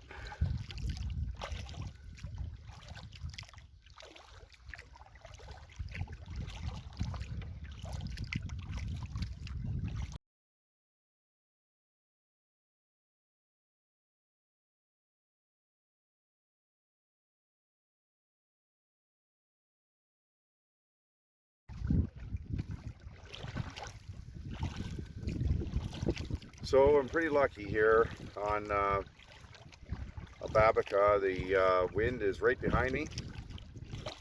If I do nothing, I'm still getting 3 kilometers an hour. So even though this isn't my best day, I can still do pretty close to 6 without trying very hard. The air is come from the north, which is not normal. You'd think it'd be clean, but I think it's got some smoke in it. It doesn't really smell smoky, but there's some real haze all over the place here. And these big cumulus clouds, you kind of hope by 5 o'clock don't enter something worse, but I guess we'll see what happens. It's not supposed to happen, but you know, that's the way it is. But wow, what a beautiful place. I took an image of the campsite that I was on with Frank. In fact, I'm just abreast of it now. It's on the opposite side of the lake with my camera. And when we did we came out of Willow Island Lake over to Lady Evelyn through Diamond, Wakimika into here, so it's like 40 in one shot. That's kind of how it used to be. Mine's just 2 guys in 1 canoe though. So we were able to single portage and double paddle, so it's and it was a bit faster canoe, a bit narrower, and so tippier too. Anyhow, that's where we stayed our last night. We're going to stay one more night and look around here, but the weather on the surface started looking a little grim. This is 07, so there was no satellite anything in those days, and so we came out after 7 days. That's my longest trip, I think, that I've ever done in the backcountry. It was pretty nice. As of yesterday, I had about 58 kilometers of personal travel, and then today, hiking and canoeing, I would expect something in the neighborhood of about another 20, low 20s. So I think we'll be just over 80. And if that's the case, then tomorrow, depending on where I start and whatever, we're looking at about 30, maybe a little less, because I was doing some other stick handling when I got near the main part of Temagami, which I decided not to do probably. So, but anyhow, it should be about 105 or so, maybe 110 would be on a little heavy, I think, but we'll see for 4 days. So should improve the fitness level a little bit anyway, eh? This year I made a lot of changes to my canoe gear. So the double bladed paddle, which I've talked about a fair bit in some of my videos, my camera stuff in the canoe, the GPS, my little mounting and everything for it. I switched from the bungee cord to a Velcro strap pair to hold the canoes in the boat so they don't bang all the time, which is really nice. And it's funny, you know, I have this spreadsheet that tells me the weight of everything I'm taking with me, and I did it honestly. And then I put my pack together, and it was supposed to weigh 60 something pounds, and it ended up weighing 52. So I don't know if I'm overestimating or what, but I'll take it. And so the pack is right about where I'd want it. I wouldn't want it any heavier. It gets to be too much. Hard to put on, you're always afraid you're gonna tear it, and hard to carry. I think that 50-ish for, you know, 600 or 700 meters is plenty. I've been able to carry it for, you know, the longer portages I've done, which are, you know, a little bit over 400, without having to put it down. The only portage I hopscotched in this entire trip was the one, the second one, the last one we did, where we climbed up to the road, and I put it on the road and came back and got the canoe. That was the only one. And other than that, it's been pretty good. So what a beautiful way to travel, folks, you know, it really is. And you know, you get half decent gear and you just get reasonable fitness, and you can do this, and it's just an amazing experience up here. This area is phenomenal.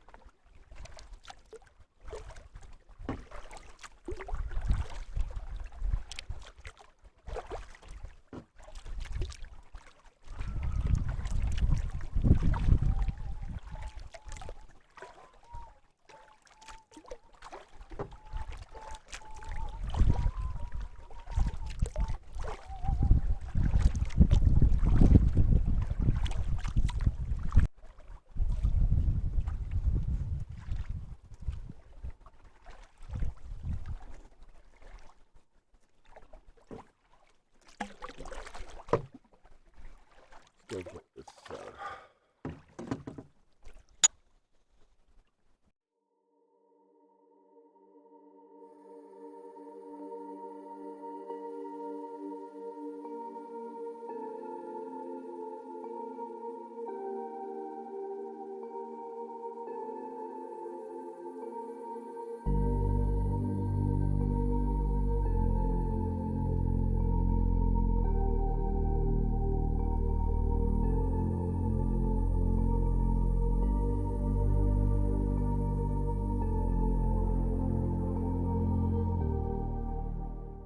got pretty good blow coming from the northwest right now, which is behind us. So thankfully we're not fighting the wind, but it's still kind of coming in the rear, quartering waves. And right now they're not high enough that I'm too worried about it, but we need to get to the campsite I want to get to. So we're just gonna see how this works out. So it's one of those things. So this is my front view of my site here at Obabika Lake. It's amazing.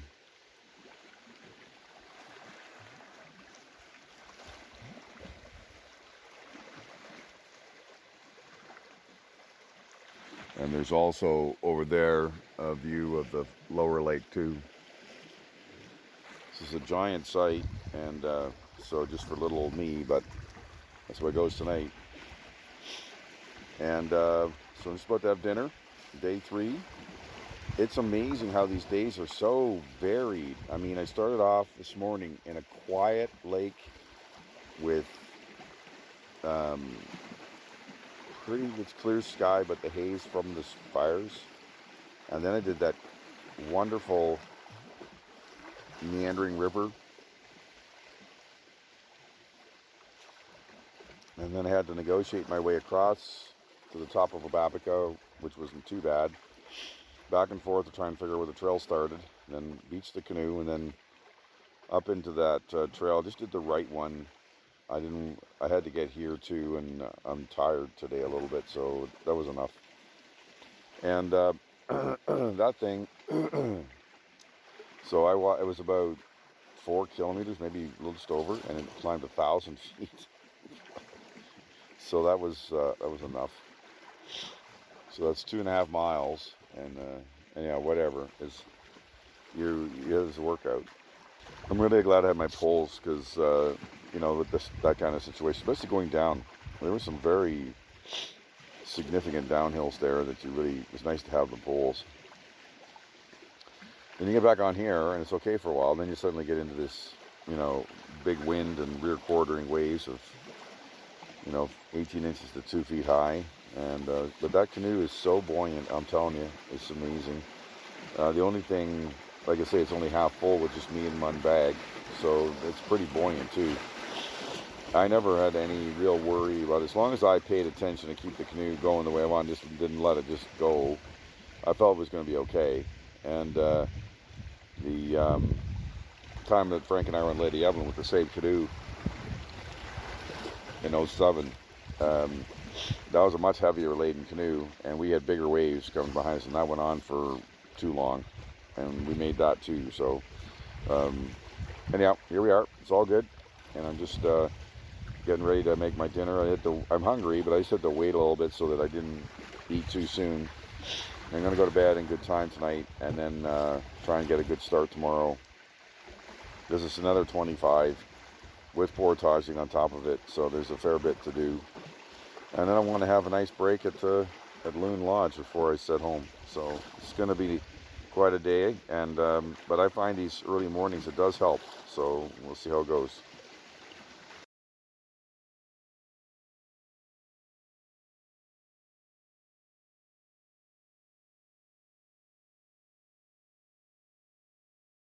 I began day 3 at my campsite on Wakimika Lake, marked item 1 on the map. I then paddled the upper part of the Wakimika River between Wakimika and Obabika Lakes, a very wild and meandering route. This area is marked as item 2. The southern part of the river is straighter, but also beautiful, and this is marked item 3. The old-growth forest trail that I followed is item number 4. I then paddled 7.5 kilometers south on Lake Obabika, dealing with increasingly active water as I went. I was grateful to find a large campsite at the opportune time for my third and last night on this trip. And my total travel for the day was 17.4 kilometers by canoe, and the hike at the old-growth forest was 3.9 kilometers, but my gosh, with about 1,000 vertical feet of climbing, so that was a heavier day than it sounded, and there were no portages, for a total then of 21.3 kilometers for day 2. Day 3.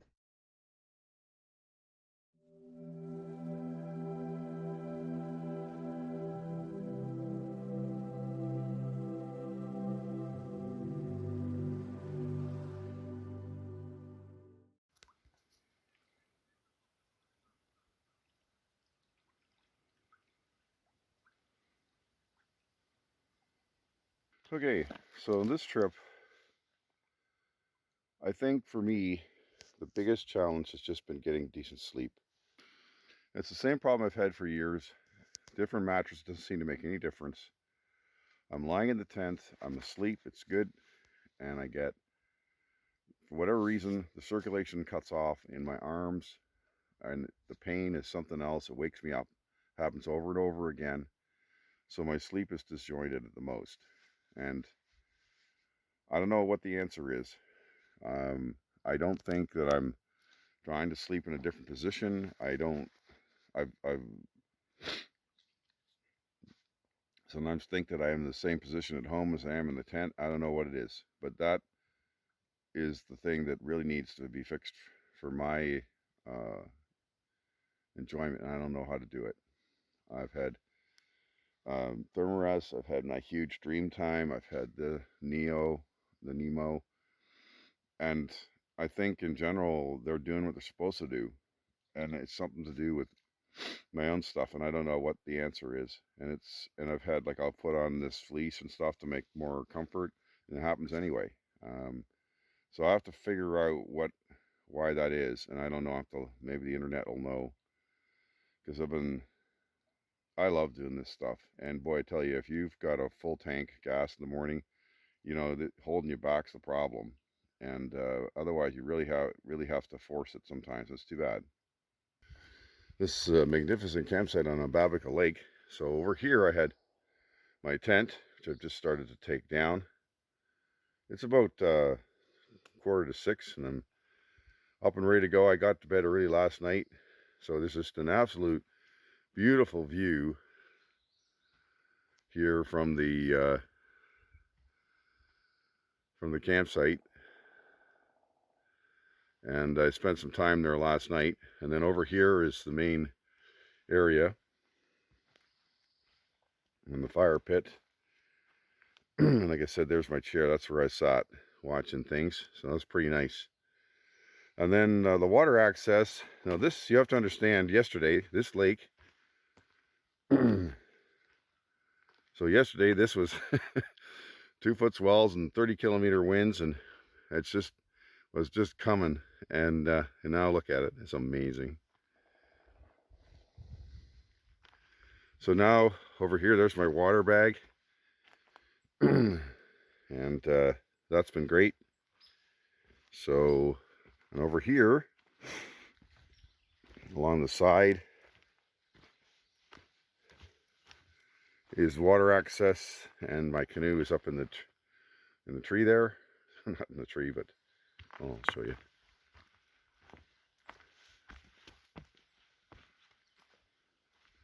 So there's the canoe. So that's where we'll go in.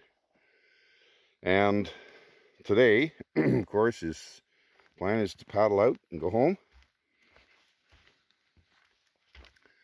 So today the plan is to paddle out and go home. So it's hard to see it, but there's a point of land here, and then that separates kind of the upper and lower ends of the Obabika Lake. And we're going to go through that and around the corner to the left, where the shorter of two portages exists. So the idea is to do that. We'll probably leave here around 7:30.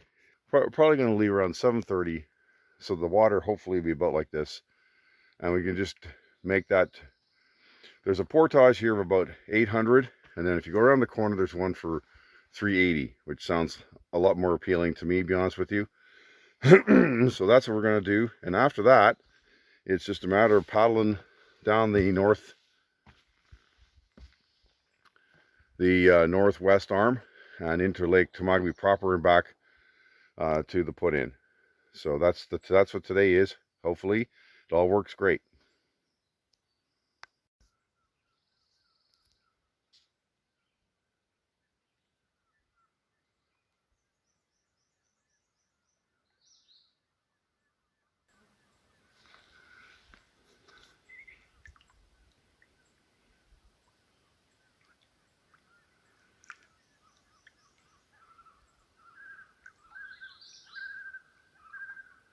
Campsite 3 was a really nice site, and it was a very fortuitous location for me given the wind and so forth on Lake Obabika at the time. So my ratings, the landing's a little rough with the rocks, but you can do it. You have to work at it a little bit. Sites, there's all kinds, and it's amazing. Water access, you have to go down. It's not quite handy, but it's not too bad. Cooking area is amazing. The toilet box, it took me a long time to find it, and it's way back in. So that I'll take a half a mark off for it being so far away. The view is amazing, and you can't beat the price at $0. So there's a site rated at 89%.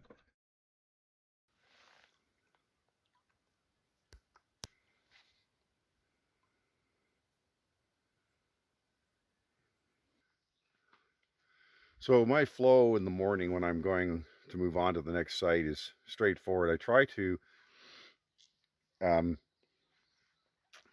eat near the end of when I'm ready to go, so that it doesn't put a lot of pressure on my lunch. If you eat right away, sometimes you're hungry by 10 o'clock or something, then and then you have to have 2 lunches or just to manage your food. So I'm going to, when I wake up, which might be 6 in the morning or something like that, I want to be on the way 2 hours before after that. So sorry, it's cold here. So the first thing I'm going to do is pack up my tent. So all the stuff in my tent, the clothing goes in the bags, it goes into the electronics and so forth. It's been charging all night and so on. All that's taken care of. The sleeping bag and the air mattress, all the rest gets put away. And then the tent gets put away. Now, if the tent is damp, it'll depend. Because if you're going to get to your site at 3 o'clock in the afternoon, you may find that, you're okay. It'll dry out as well. It depends on if it's raining and so forth. I was lucky last night. There was no dew at all, so it's pretty good here. So tent's done. Then I bring all my stuff to a central location. So in this case, it's here. Backcountry equipment is expensive. And more importantly, when you're on a trip like this, forgetting something, there's not too much extra here. So you forget something, it's a problem. So keeping things in the right place helps a lot. And so that's what I kind of do. And then they always go in the same place in the pack when I put everything away. After that, I have my little station, and this has been absolutely wonderful. My backpacking chair and my little table and the 2 bear cans. The other one's already in the pack. I bought a second one, and I just love it because you can see through these things, so you know where your stuff is, and they pack well, and you don't have to hang them in a tree. And I just, it's just, that part is wonderful. So I'll sit here. First thing I do is I make my lunch, a couple sandwiches and some stuff like that in a container, and that goes at the top of my pack. So when that's at the top of my pack, then I can grab it easily during the day, so I don't have to tear my pack apart to make a lunch and so forth. So it's pretty nice. Now, I'm not a fisherman, so that's never been an issue for me, and I generally don't have fires unless I'm burning a bit of trash. So after I've done my lunch, then I make my own breakfast. I eat that up, and then pack up, and off I go. Sometimes after breakfast, you go to the washroom or something like that, so having a little bit of time after you eat is good.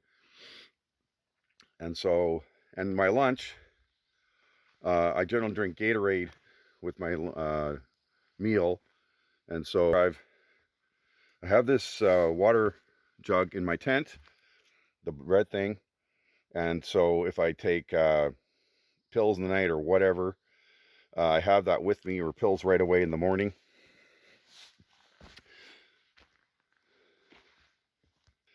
And then that's ready for my breakfast, to make oatmeal to wash it down and things like that. And then I make another bottle, which is what's happening right now, which I then put the Gatorade in. So when I got my lunch ready, and so I'm just drinking the Gatorade as well as the sandwiches. So my lunch break then is really easy. So I really like that. The other thing I've done with the pack is I put the food cans on the bottom, and so those are the last things I put in or use, and then along with my clothing, and piled it up to the stuff I would actually use more often. And at the top I put my pillow, and it does two things nice. One is that it's compressible, so it helps me with sealing the pack, and 2, it serves as insulation so that my lunch is not cooked by the sun. So the 2 things work really well. Hello, and thank you for watching this video. It is a pleasure to share my adventures with all of you. To help achieve my goal of at least 1,000 subscribers, I would appreciate it if you would subscribe to Hiking with Henry and click on the like button for this video. It is completely free and would be of great help to me. Thank you very much. Okay, day 4, here we go. This is piling away then from our camp on Obabika Lake, and we're headed for the portage up here through the inlet. What a beautiful, this is the first day without smoke in the air, and we've got brilliant sunshine. It's going to warm things up pretty nice right away. Time to change the glasses, I'll say that. So there's a 700, almost 800 meter portage. and a 360. So I'm opting for the 360. Apparently there may well be also a 10-meter one after that. So we're going to see what that looks like. But that's, you know, 30 feet, right? So there's some kind of a dam or who knows what. And so we're just getting the kinks out here, and we'll bring you up to date. Day 4, our last day on this trip, paddling from Obabika back to the Central Lake, or the hub as they call it in Temagami.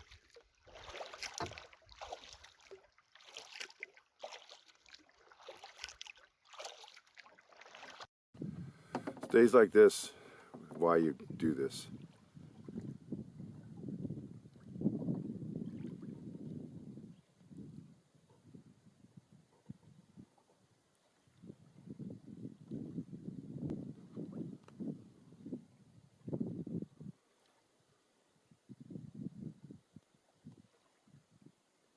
So this is the neck between the upper and lower Obabika Lakes. My portage is just around the corner there somewhere. This is the first day without smoke in the air, so it's just beautiful here. Gosh, you just wonder why you're going home, and from the standpoint of how beautiful it is out here. God, it's perfect.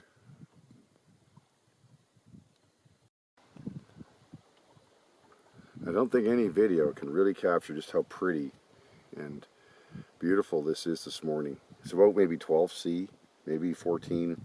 Beautiful sun to my left, and absolutely crystal clear blue skies. Fantastic.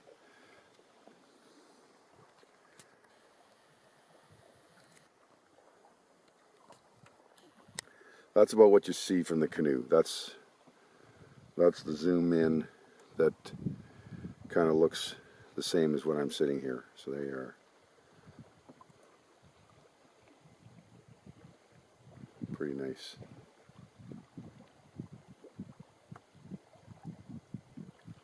And our portage should be around that corner a little bit. Shouldn't be too far.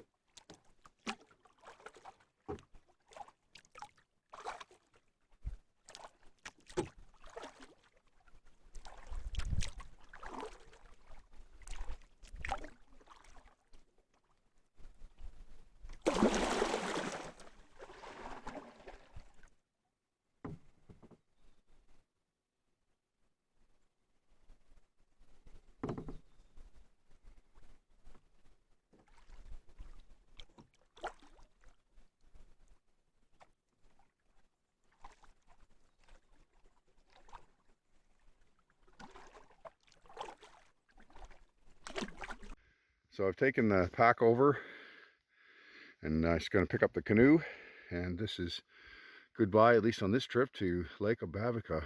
It's been very nice.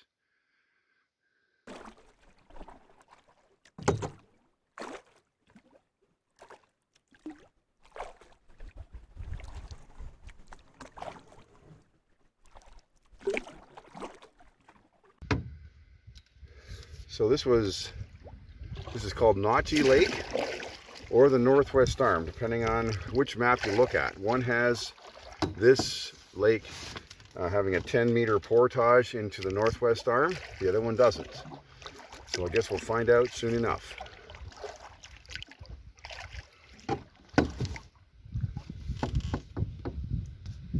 Now that portage that I was just on,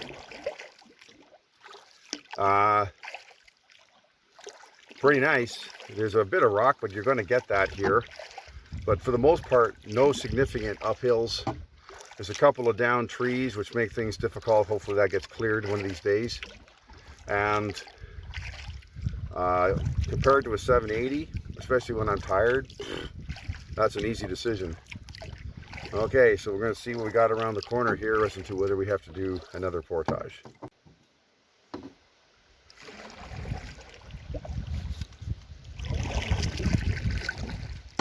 So the map was right. Got a little tiny portage here. We're going to see what we got. Should only be about 30 feet or something. They said 10 meters. So we just got to come on in here and see what we got. Slow it down a bit.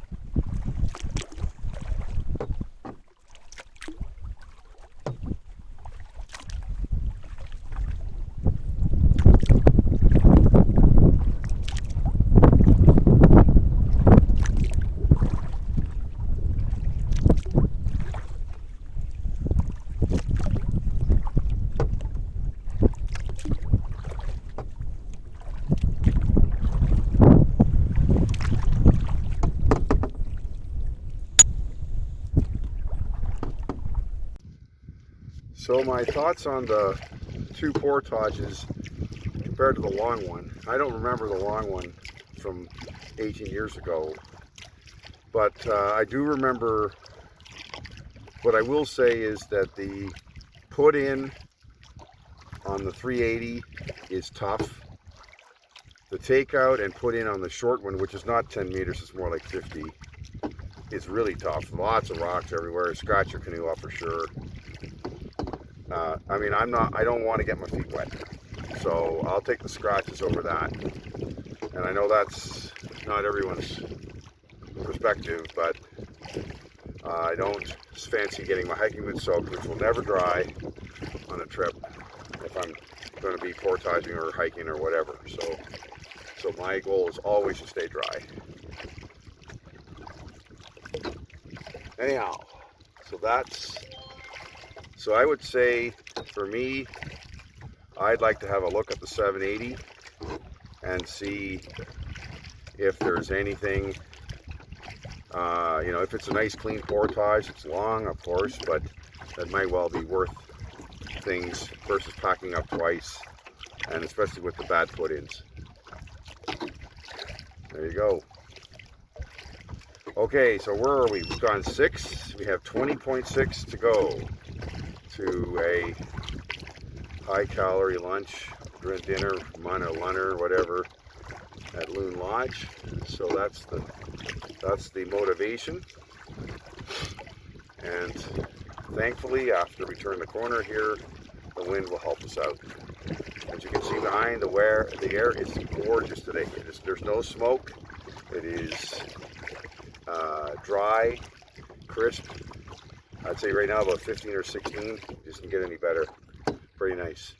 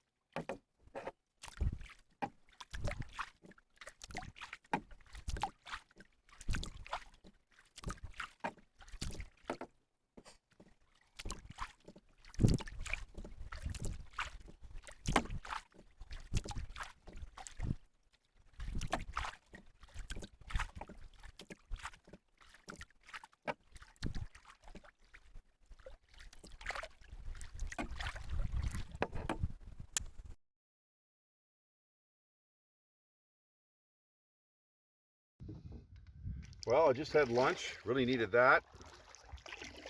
We're here on the northwest arm and moving closer towards the north arm and crossing over into Mule Bay when there'll be about 6K left. And we're not there yet, but that's what's coming.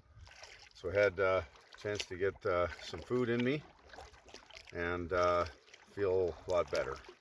So on we go.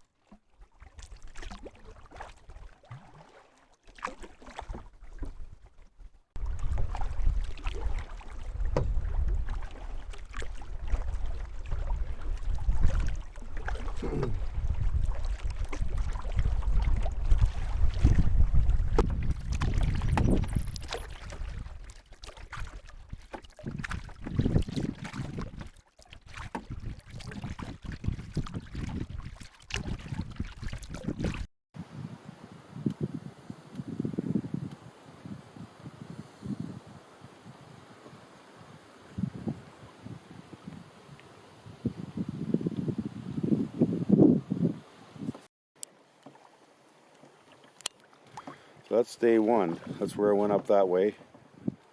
All the way along there past where you can see. Beautiful. Alright, so got a little over 20K now. Got just under 6 to go. Crossing the north arm. And it's kind of rough here, but nothing like yesterday. It's just the half of yesterday or less. So you just have to keep the boat going the right direction, but it's, you know, it's very doable compared to yesterday. Really was getting close to whether that was a good idea or not. But so I think we're fairly close to Mule Bay here when we come around this corner, and we're going to head for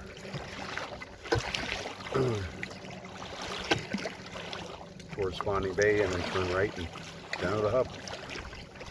What a beautiful day. Gosh, this is just, again, I'm with the wind behind me, like I'm going 6.7, 6.8, like this kayak speed is just insane. So that's pretty nice. And that's the thing with all this, you know, you've got days where, okay, it's tough sleeping, or you have a headwind, or it rains, or the portage is harder to do than you thought, or whatever. And then other times you get the wind with you like this, and it just depends on the roll of the dice, and if that happens when there's an obstacle, whether you can get past it or do something else, you know, and go a different route or something. Anyhow, almost done. Been a great trip. I think for me, the best thing was the fact that my arm felt a lot better the next morning, and that I could continue with the trip. I really thought I was cooked at the end of day one, and so I'm really grateful for that. The cliffs, all the way up the north arm, Ferguson Bay cliffs, the secret little campsite I had on day one, the nice morning paddle with calm up to Sharp Rock, and seeing the portage there. The log chute's almost gone compared to what it was 18 years ago. Diamond Lake is just beautiful, even when it rained. It's gorgeous. That sandbar showing up halfway along, so I got my lunch easily there. That was really nice. And even the harder portages from Diamond, the first one from Diamond on the way to Wakimika, you know, it got done. You know, it was just be careful. It was okay. And the second one was so nice that it wasn't as hard. And then that Wakimika was completely deserted. And I got that nice site on that island there. And then, of course, that paddle through the, I guess it's the Wakimika River. I'm not sure which, it's Obabika or Wakimika, what will clarify. But that was spectacular. I'm going to put a separate posting with just that paddle in it, where in its entirety, because that's pretty nice. And then the hike at the old growth, and the wild ride down Obabika, and then that campsite, last night's campsite, showing up right when I really needed it. It was fantastic, and it wasn't taken, and that was so cool. And then of course today I tried the 2 portages. It was okay. It's just a little rocky, but that happens. And then this nice long paddle here, mostly with the wind, and absolutely pristine, what I like to call ectochrome conditions. The vibrancy of the sky and the green of the trees, and is all open for a show today. I'll tell you, it's just gorgeous. And so now we're just finishing up here. Hope to have a nice meal here before heading back home again. I appreciate so much that you all came along, and thank you for watching.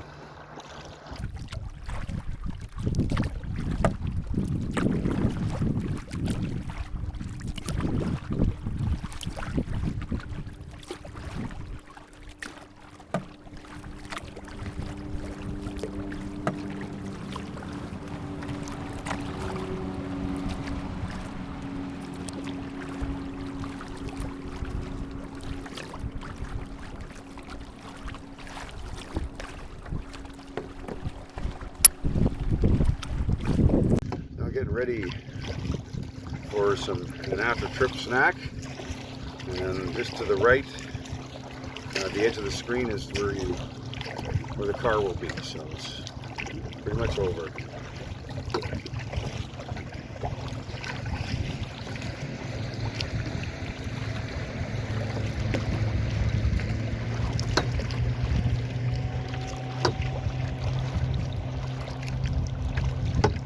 Too much of that on Diamond, Wakimika, or Obabika, that's for sure. Day 4, my final day of this trip, started at my Obabika Lake campsite marked item 1 on the map. The location of the longer 780-meter portage is marked as number 2. I took the option of the 2 shorter portages, starting with the 380-meter portage marked number 3, followed by the 50-meter portage marked as number 4. I took my lunch at item 5. Item 6 is the North Arm, where I paddled on day 1 of this trip, and I ended my voyage at the Central Lake access at number 7. For day 4, my travel totals were 25.6 kilometers of paddling and 1.2 total kilometers of double portaging, for a daily total of 26.8 kilometers. For my entire 4-day trip, my totals were 95.5 kilometers of paddling, 99.1 kilometers of double portaging over 6 portages, and 3.9 kilometers of hiking, for a trip total of 108.5 kilometers. This was my first solo trip in a long time, and I was very pleased how it went. Thank you very much for watching my channel.